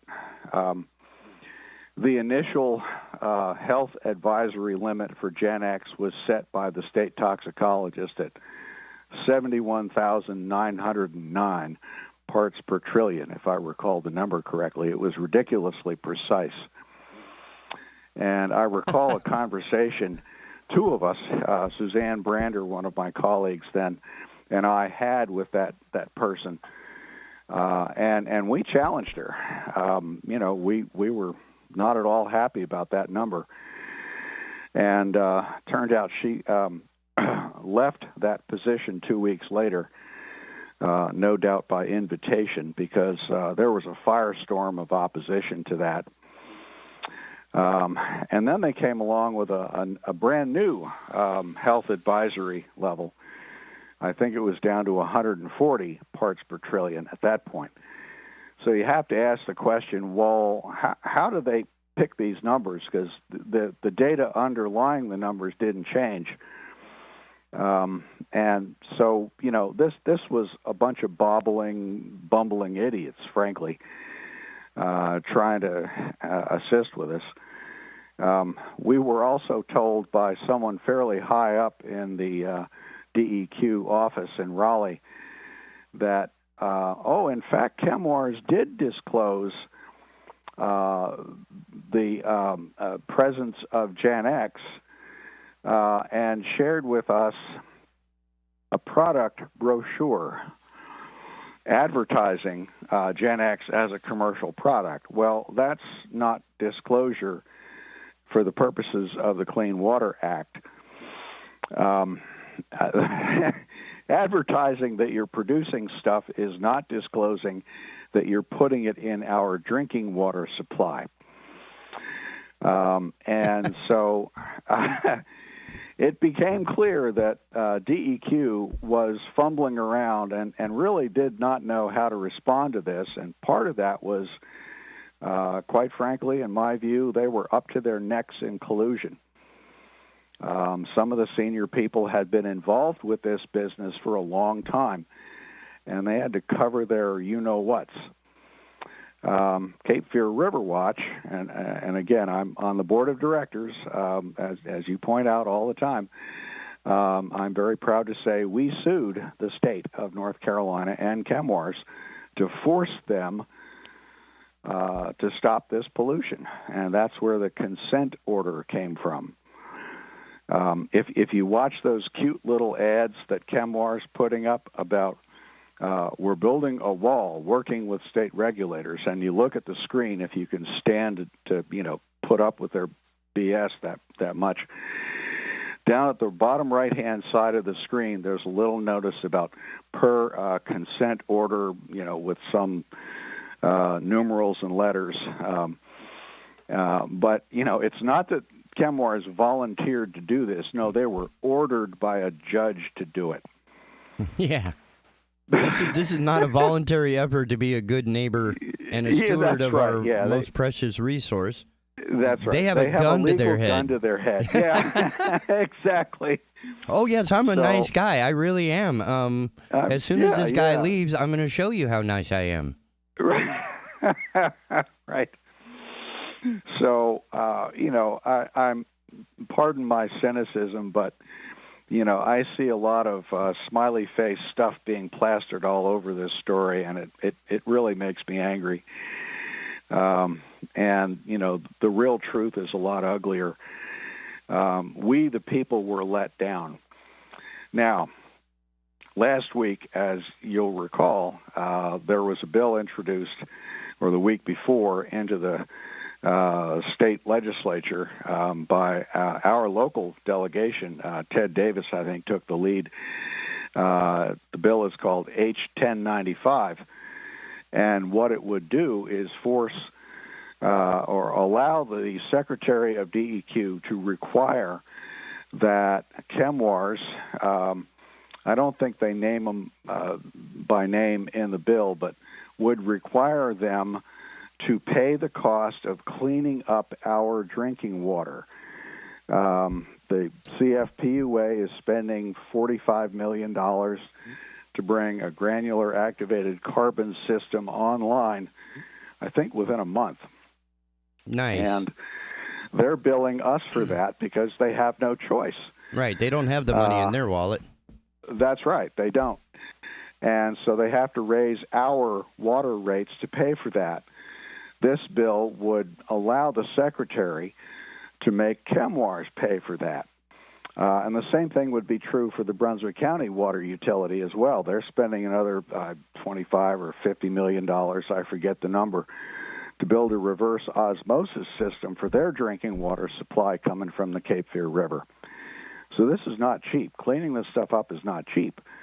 But right now, it's the consuming public, the drinking public, that is being forced to pay for Chemours' pollution of our drinking water supply. And I don't see any way you can call that morally right or legally right, really. This might be a good time to point out that just the one CEO, the one person at Chemours has $1.2 million salary, but he walks away with $10 million in a given year. It costs $40 million to replace or to add these new activated carbon filters that he could pay for out of his pocket, from which he is profiting within 4 years and pay for it all without affecting anybody else. And the company itself, they're a $1 billion outfit. And they're real proud of how much money they spent on a thermal oxidizer to clean up their air emissions, $100 million. But they're fighting tooth and nail to avoid paying to clean up our drinking water supply, which they poisoned. We'll talk about the toxicology of that in a bit. Can I ask you a question? So, yeah. I need to call the news story up because there's a news story running this morning from WAY. Yep. And it is saying Governor Roy Cooper has quoted as saying PFAS are bigger than any one company or any one chemical, and that it's a statewide and national issue. Correct. Yep, he did say that, and he's correct. Okay. There are PFAS is a generic term for a whole class of substances. Gen X is a very specific compound that was produced or is produced at the Fayetteville Works facility. It's been produced as a byproduct of the vinyl ethers process since about 1980 and was discharged into the river through their air emission scrubbers that generate an aqueous discharge containing the stuff. There's also aerial emission of the stuff that's now supposedly under control. But they began producing it commercially as a real product long about 2010. So you've got a byproduct and a product.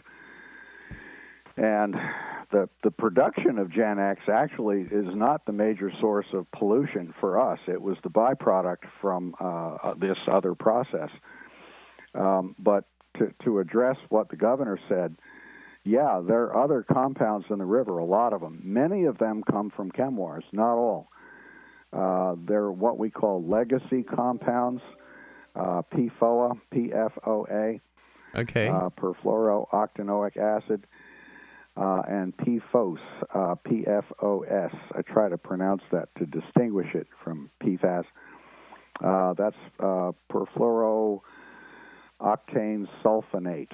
PFOS was widely used as a constituent of firefighting foam. Oh, okay. Was very broadly distributed for that purpose. Military bases practice firefighting all the time, and they use that stuff a lot.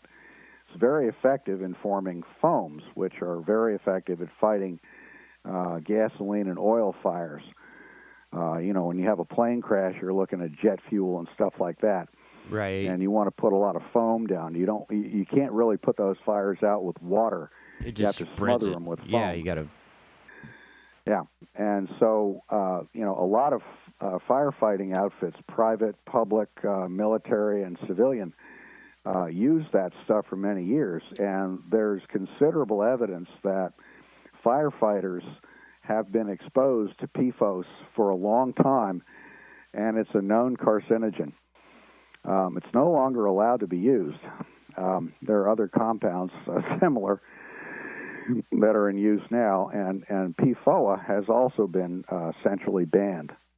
The production of it was phased out.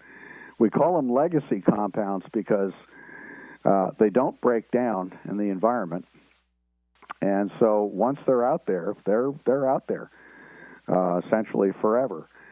But they're no longer produced and hopefully no longer used. I can't speak for every possible user, but the idea is that, they're in the past, but they're still with us.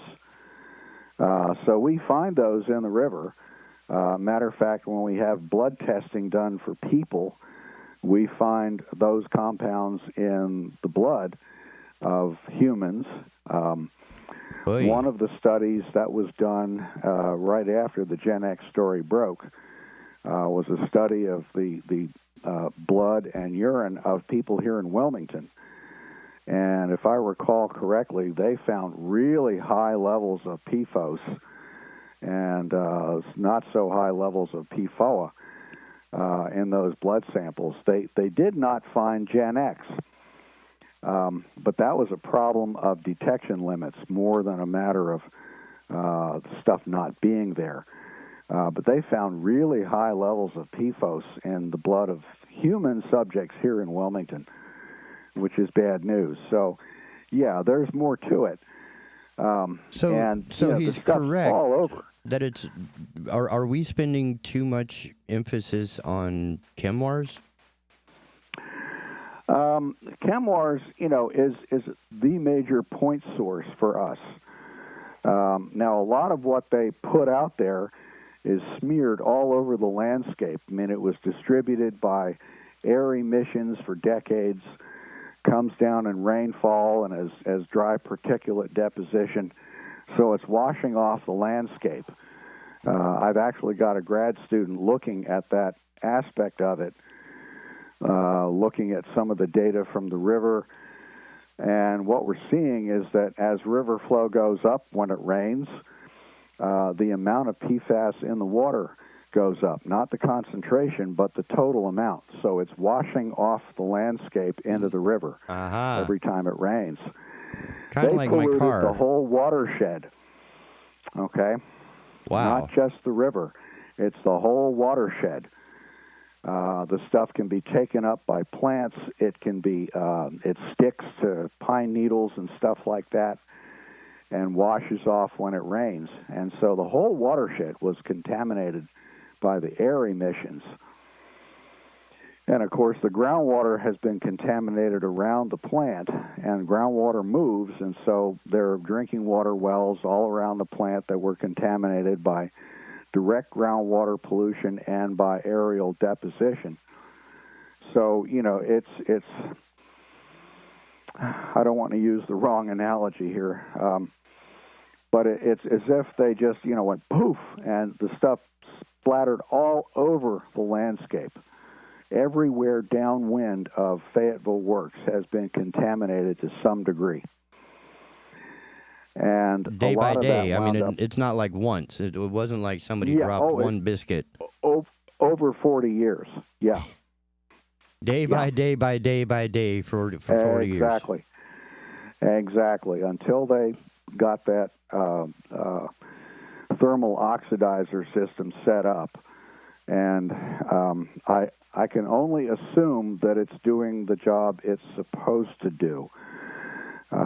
It's supposed to be taking 99+% of the stuff out of the air emissions, and that's wonderful. By the way, they installed one of those at their Parkersburg facility, DuPont's facility in West Virginia, back in 2002, something like that, to control PFOA emissions. And they never installed that technology here until they were forced to by the consent agreement. Well, of course not. They're not going to spend the bonus money if they don't have to. Right. Come on. I mean, that's Right. like that's the birthday pizza donut money. Yeah. Exactly. They came to North Carolina to avoid the cost of cleaning up their mess, as they found they had to up in West Virginia. They could get away with it down here for a very long time, and they did. So there's this bill, H-1095, that was introduced a couple weeks ago. It went through a committee hearing, and the word back from those who participated or read the reports, of course, ChemWars, through their lobbyists, was staunchly opposed to this. Imagine Why that. should ChemWars pay to clean up their own mess? Something like that. The really disturbing news was that the North Carolina Chamber of Commerce spoke against the bill as being bad for business. Well, death is bad for business, but I guess that doesn't... Well, only if your customers die before they have a chance to purchase your goods and services. Or if they're spending lots of money to not die. Right. Yeah, Right, okay. right, I'm with you. yeah. I'm with you now. I Yeah. follow you. This is why I'm I not good guess- at business. Right. The idea that polluting industries should clean up their mess as a part of doing business and charge accordingly just went right past them. Apparently, the Chamber of Commerce believes that if you can get away with polluting the public's air and water and thereby avoid the cost of doing what you were supposed to do, well, that's good for business. So we I as humans can disagree be with that. sacrificed for business success. Yeah. It's okay to pollute and poison people as long as you don't get caught. I guess as I said, I disagree with that position. I think it's the responsibility of all responsible businesses to clean up their own mess and to pay for that and to charge accordingly. That's what we pay for when we buy products. I don't want to get too far down the analogy rat hole, but if you had a house built and you wanted to go move in and the general contractor said, yeah, we're done, and you show up to move into your new house and there's dirt and dust and puddles and stuff and trash all over the place, well, that's not done, is it? They left a mess. Are you supposed to clean that up?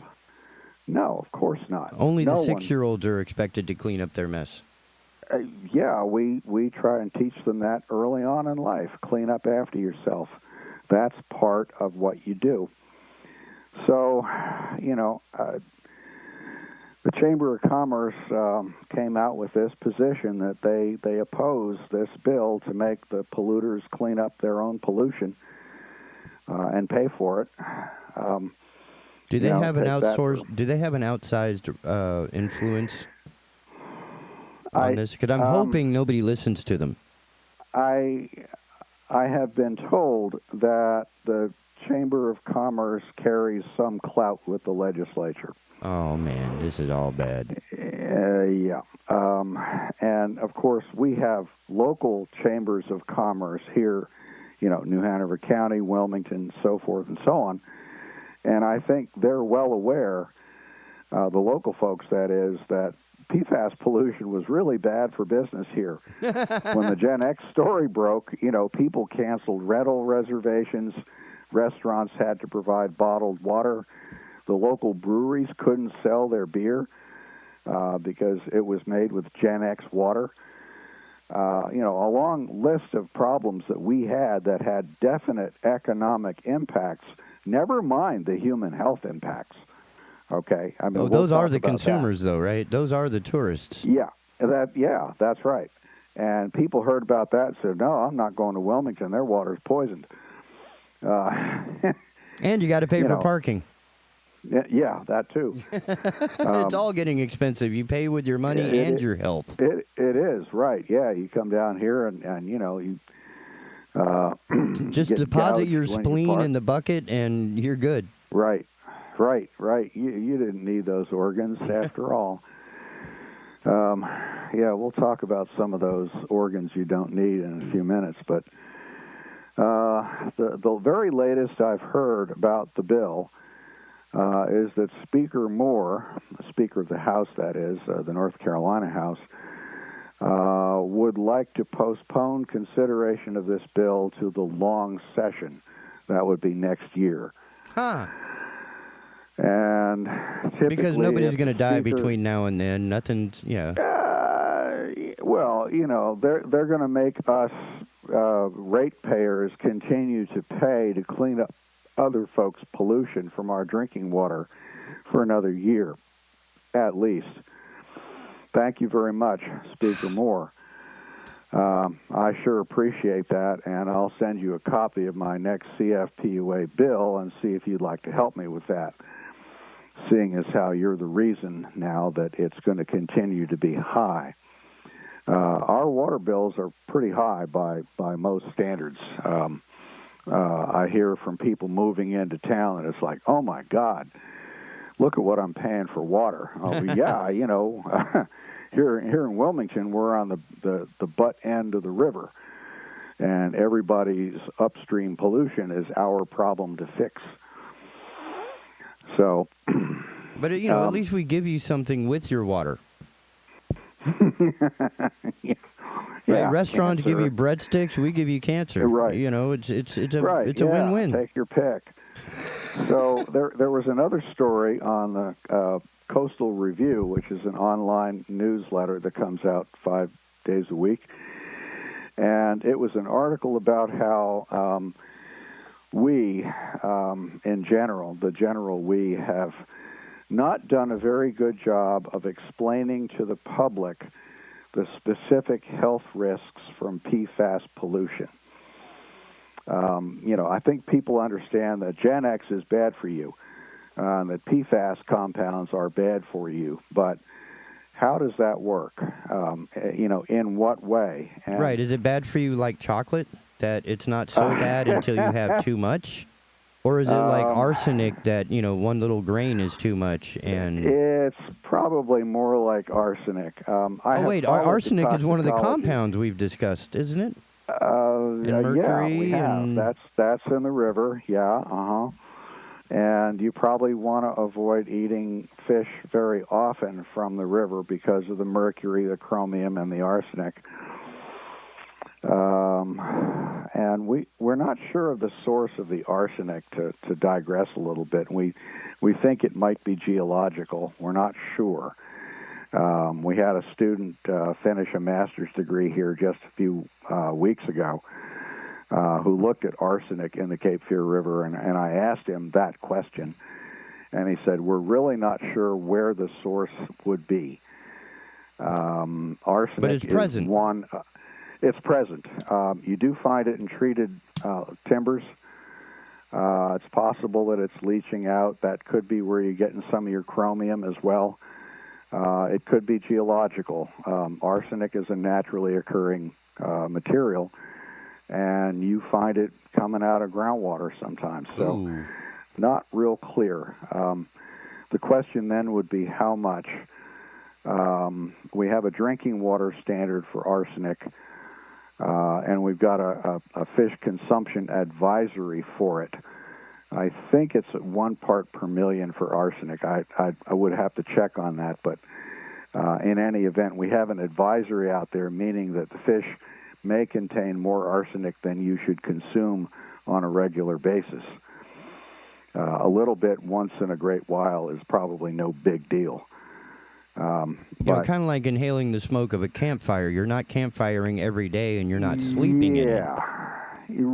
Right. The smoke's not good for you, but don't make a habit of it. Yeah, that's right. Yeah. So getting back to the PFAS toxicology, part of the problem is that the toxicological studies on humans are nowhere near complete.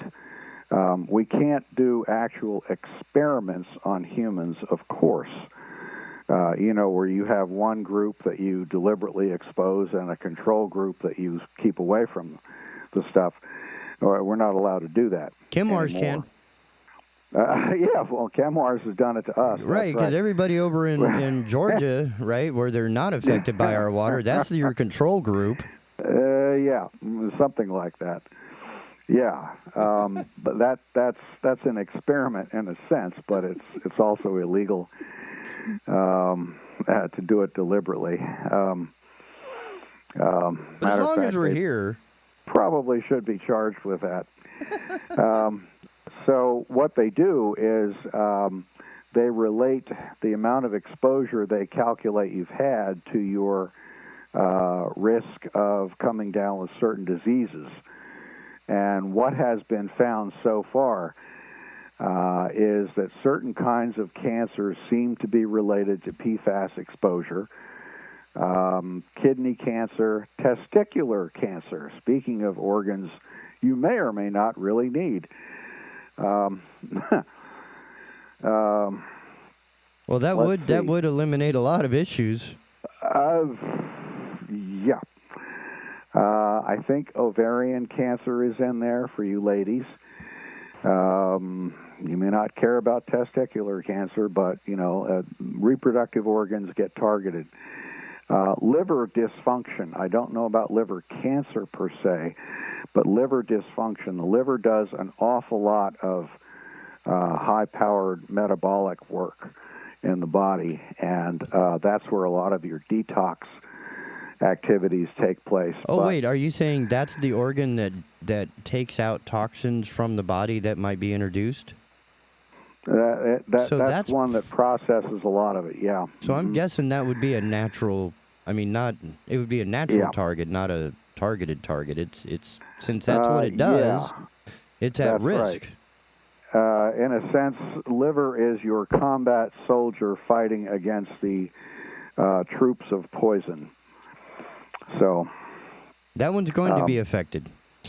Yeah. It's probably the first one. Apparently a couple things are affected by PFAS. Your cholesterol levels, which are regulated by your liver, apparently rise when you're exposed to PFAS compounds. So the fancy term for that is hypercholesteremia. Meaning elevated cholesterol levels, which we know predispose you to cardiovascular disease. Yep. That would be bad. There's some level of that we look for with PFAS exposure. Immune system dysfunction. That's even bigger. Your immune system's pretty important. It's what protects you from pathogens, right? And like getting a scratch, like if you're out in the woods and enjoying a good camp. And you scratch your arm across a tree branch. Right. Yeah. You want your immune system to fend off the little nasties that otherwise are going to eat you. That's literally what they do. They eat you. And immune system dysfunction comes in many flavors. It could be certain immune cells that don't work so well. It can be an imbalance in them. In some cases, it might also be a little too much. Immune system overaction leads to what we call autoimmune diseases. Now, I don't know if PFAS compounds cause any autoimmune diseases. But it's certainly not helping. Long list of those. No, you want your immune system to be functioning, like a high-powered race car. Everything, going the way it should. You don't want, the little valve tapping, and you don't want the little missing cylinder action and that sort of thing. The common thread in all of that is that PFAS compounds, here I'm going to dive into the biology of it a little bit, try to explain it to folks. PFAS compounds apparently chemically stick to proteins. And your body is filled with many different kinds of proteins. Among other things, every cell in your body has proteins in the cell membrane, which is the capsule around the cell. Capsule's not the right word, but membrane, you get the idea. The membrane has proteins embedded in it, and each of those proteins plays a role in moving materials in or out of the cell and in receiving chemical signals or sending chemical signals to other cells and other tissues. It's kind of like the cell has a whole set of proteins that function like cell phones. So if PFAS compounds stick to those proteins, it's kind of like they're jamming one or more of your cell phones. So it makes the communication, the normal exchange of chemical information throughout your body, messed up. Okay? So you may not be getting the amount of potassium into a cell for the muscle to respond. Yeah, all kinds of things like that could be affected. And again, I am not a toxicologist, and I'm sure a toxicologist would listen to this and go, Larry is only scratching the surface at best. And there are billions of cells overall being affected. Billions in a single body. Yeah, that's right. Trillions, actually. And when you hear about the concentrations of Gen X being down to, 10 or 20 parts per trillion, that sounds like a small number, right? Except that when you drink, say, a liter of water with parts per trillion of Gen X in it, you're actually ingesting somewhere in the order of 1 trillion molecules of it. Wow. I know the math, yeah. I know the math sounds very opaque, but that's about the ratio. So what could go wrong, right? Trillions of molecules of this compound and then trillions more of that compound. What could go wrong? If those compounds want to stick to proteins, how many trillions of proteins, molecules, and you have billions and billions and billions of them, how many trillions of them would you want to have stuck to? It's not like you can choose them. Yeah, that's right. And so, my view would be, how about zero? Like it was before Kim Mars was here. Right. Yeah, I want none of that in my body. Just like I want no bullet holes in my body. Correct. Yeah. How many bullet holes can you take? I'd prefer zero. Yeah, that's right. Yeah, in a sense, PFAS compounds are like tiny bullets. They do a little bit of damage, and maybe they move on, and maybe they build up. Some of these compounds do build up in your body. Earlier I said about PFOS.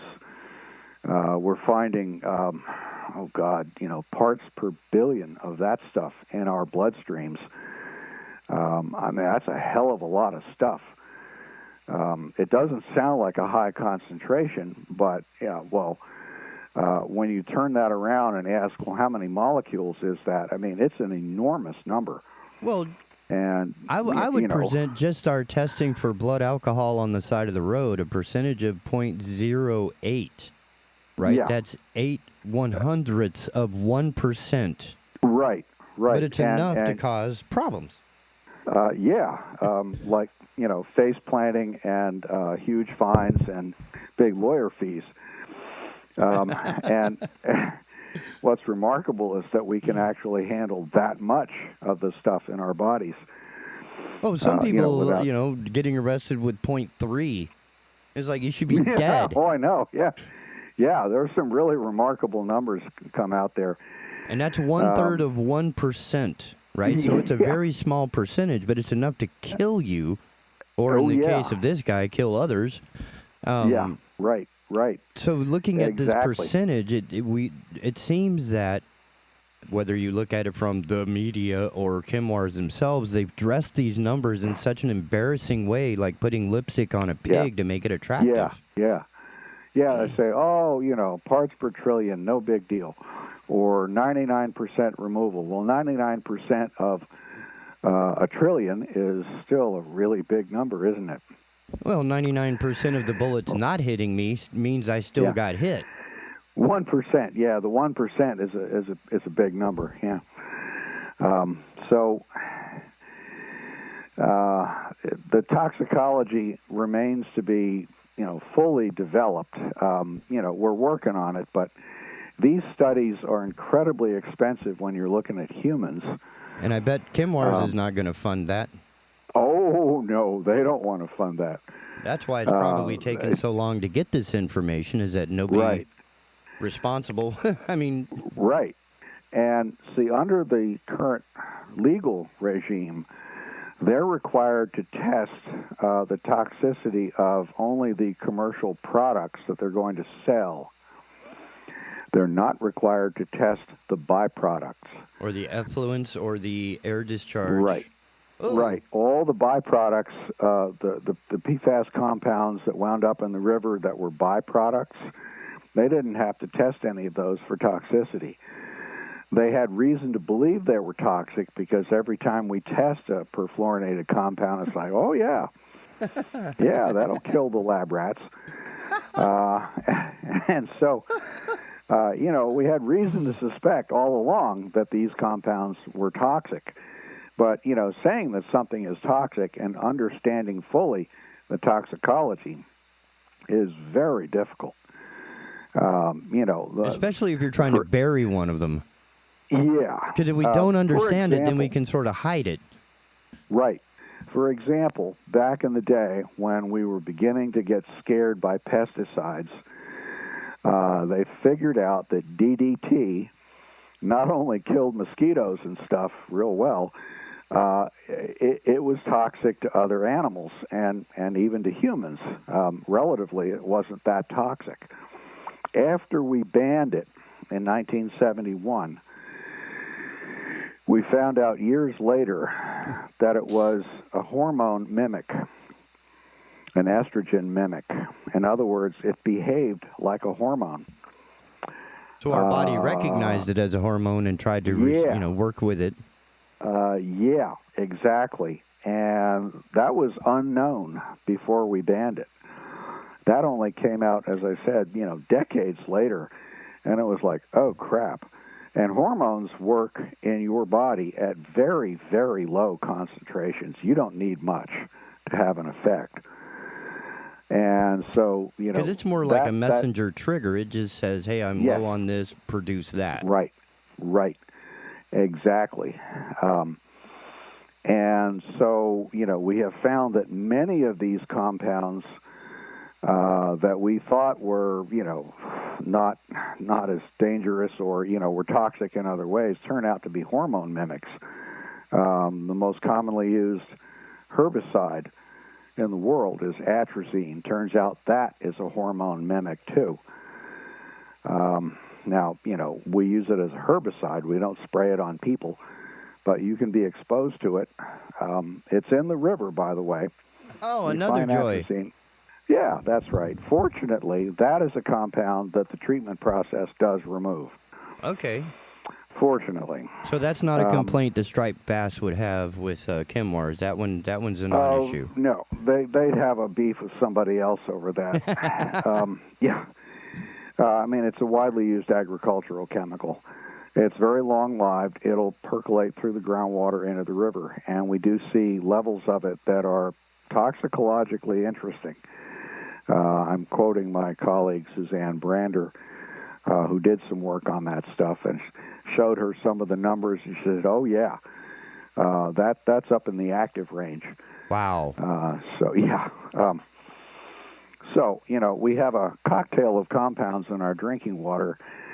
The PFAS compounds are kind of an added extra that we have that many other communities do not, because they don't have a PFAS factory upstream of them.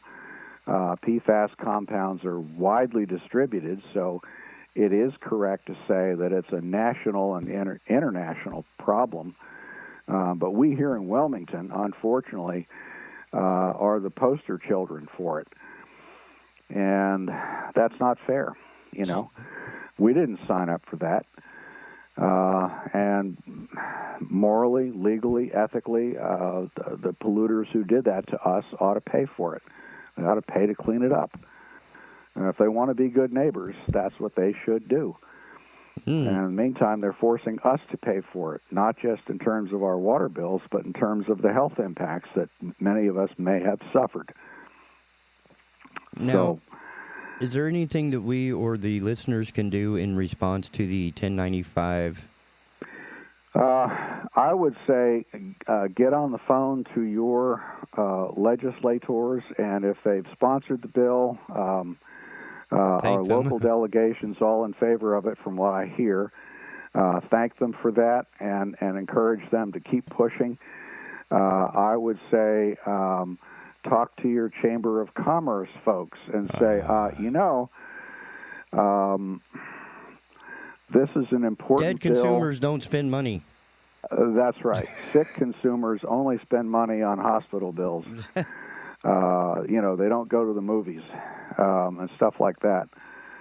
And your local restaurateurs and people like that who are serving the public with potentially contaminated or more expensive water, beer, and other substances that we make here with Cape Fear River water.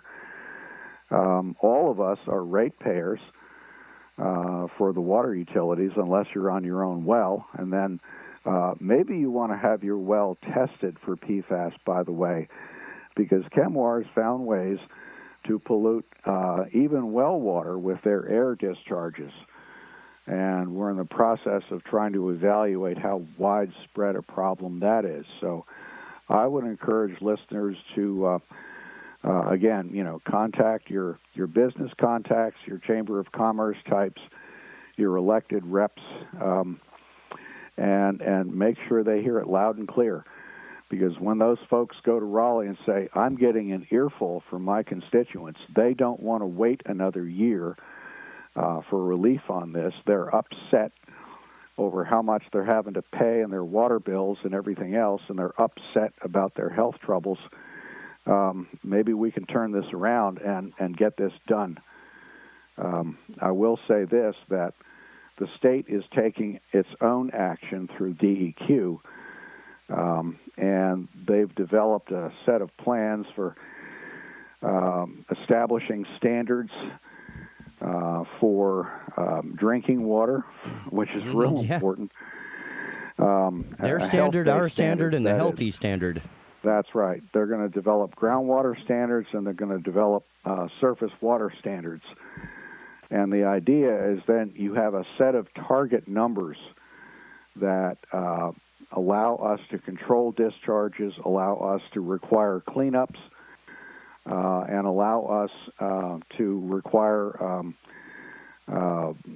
technology be added to drinking water systems to clean those up. And the question then is who's going to pay for it. To some degree, the state has the authority to require ChemWars to do certain things. That's the consent order. But in terms of reimbursing the utilities for their costs, that's not covered. It should be. And, PUA and Brunswick County are suing ChemWars in civil court, but that's going to take a long time. That could take 10 years. Oh, man. I mean, put your hand up in the air if you want to pay for extra costs of cleaning up your drinking water for another 10 years while we wait for the courts to tell ChemWars to do what they should be doing anyway. Over the last 40 years. Yeah. I'm not going to put my hand up for that. I don't want to pay higher water bills for them. In addition to increased insurance premiums and everything else to cover the health costs of it for the people that don't have it, because the socioeconomically lower challenged are not going to have that option. A lot of folks can't afford the home RO systems and such as that, and why should they? It shouldn't be a burden for them to do this. It shouldn't be a burden for any of us.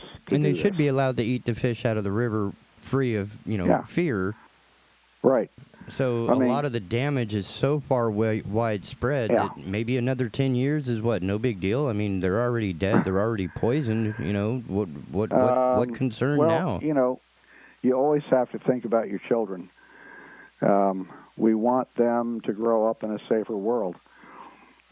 We don't want them exposed to 10 more years of poison. We want that cleaned up now. And we don't want to have it cost so much that we can't afford the other things we should do for them. The river belongs to us, and the fish in it belong to us, and that includes the children who are exposed to all of that stuff early in life. And they're not given a choice in the matter. So we have to, just as the government is supposed to be the steward of our common water and air resources, we parents are stewards for our children.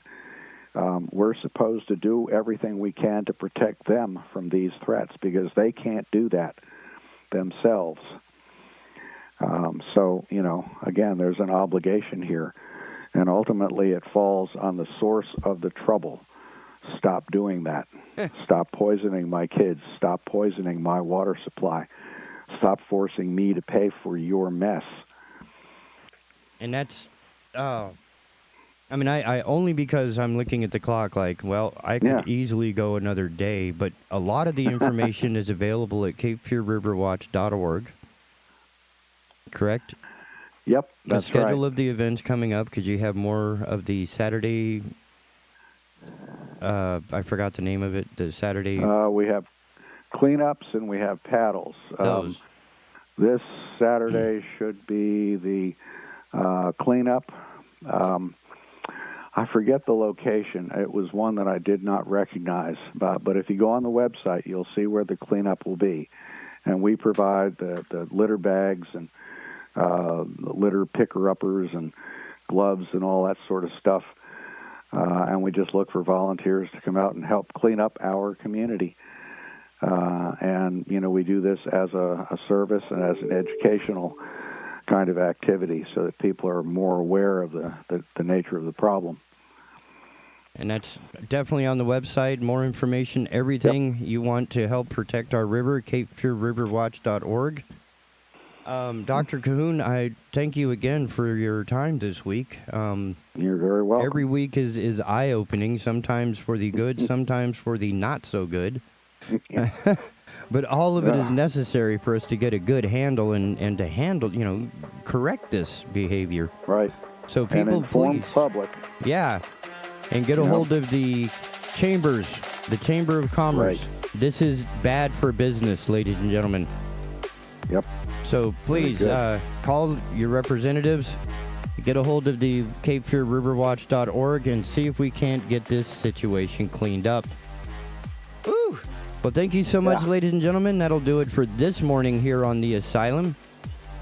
Please join us again tomorrow morning when I have no idea what we're going to do, but it will still be the Asylum. That part never changes. See you tomorrow. keeping Holden Beach informed. The Big Talker 106.7 FM WFBT, Carolina Beach. Well, I never felt more like singing a blues, 'cause I never thought that I'd ever lose your love, you. Why'd you do me this way? MusicRewind.com presents the Nashville Hitmakers, a collection of 60 songs that helped inspire the Nashville sound movement in the 1950s. She thinks I still care. Billy, Billy, Bio, watch where you go. Order the Nashville Hitmakers at MusicRewind.com or call 855-798-5556 today and pay only $19.98. Plus, get reduced shipping. Just enter or mention promo code HITS55. Go to MusicRewind.com or call 855-798-5556. Remember HITS55 to save on shipping. This offer is available for a limited time to U.S. residents only and cannot be combined with any other offer.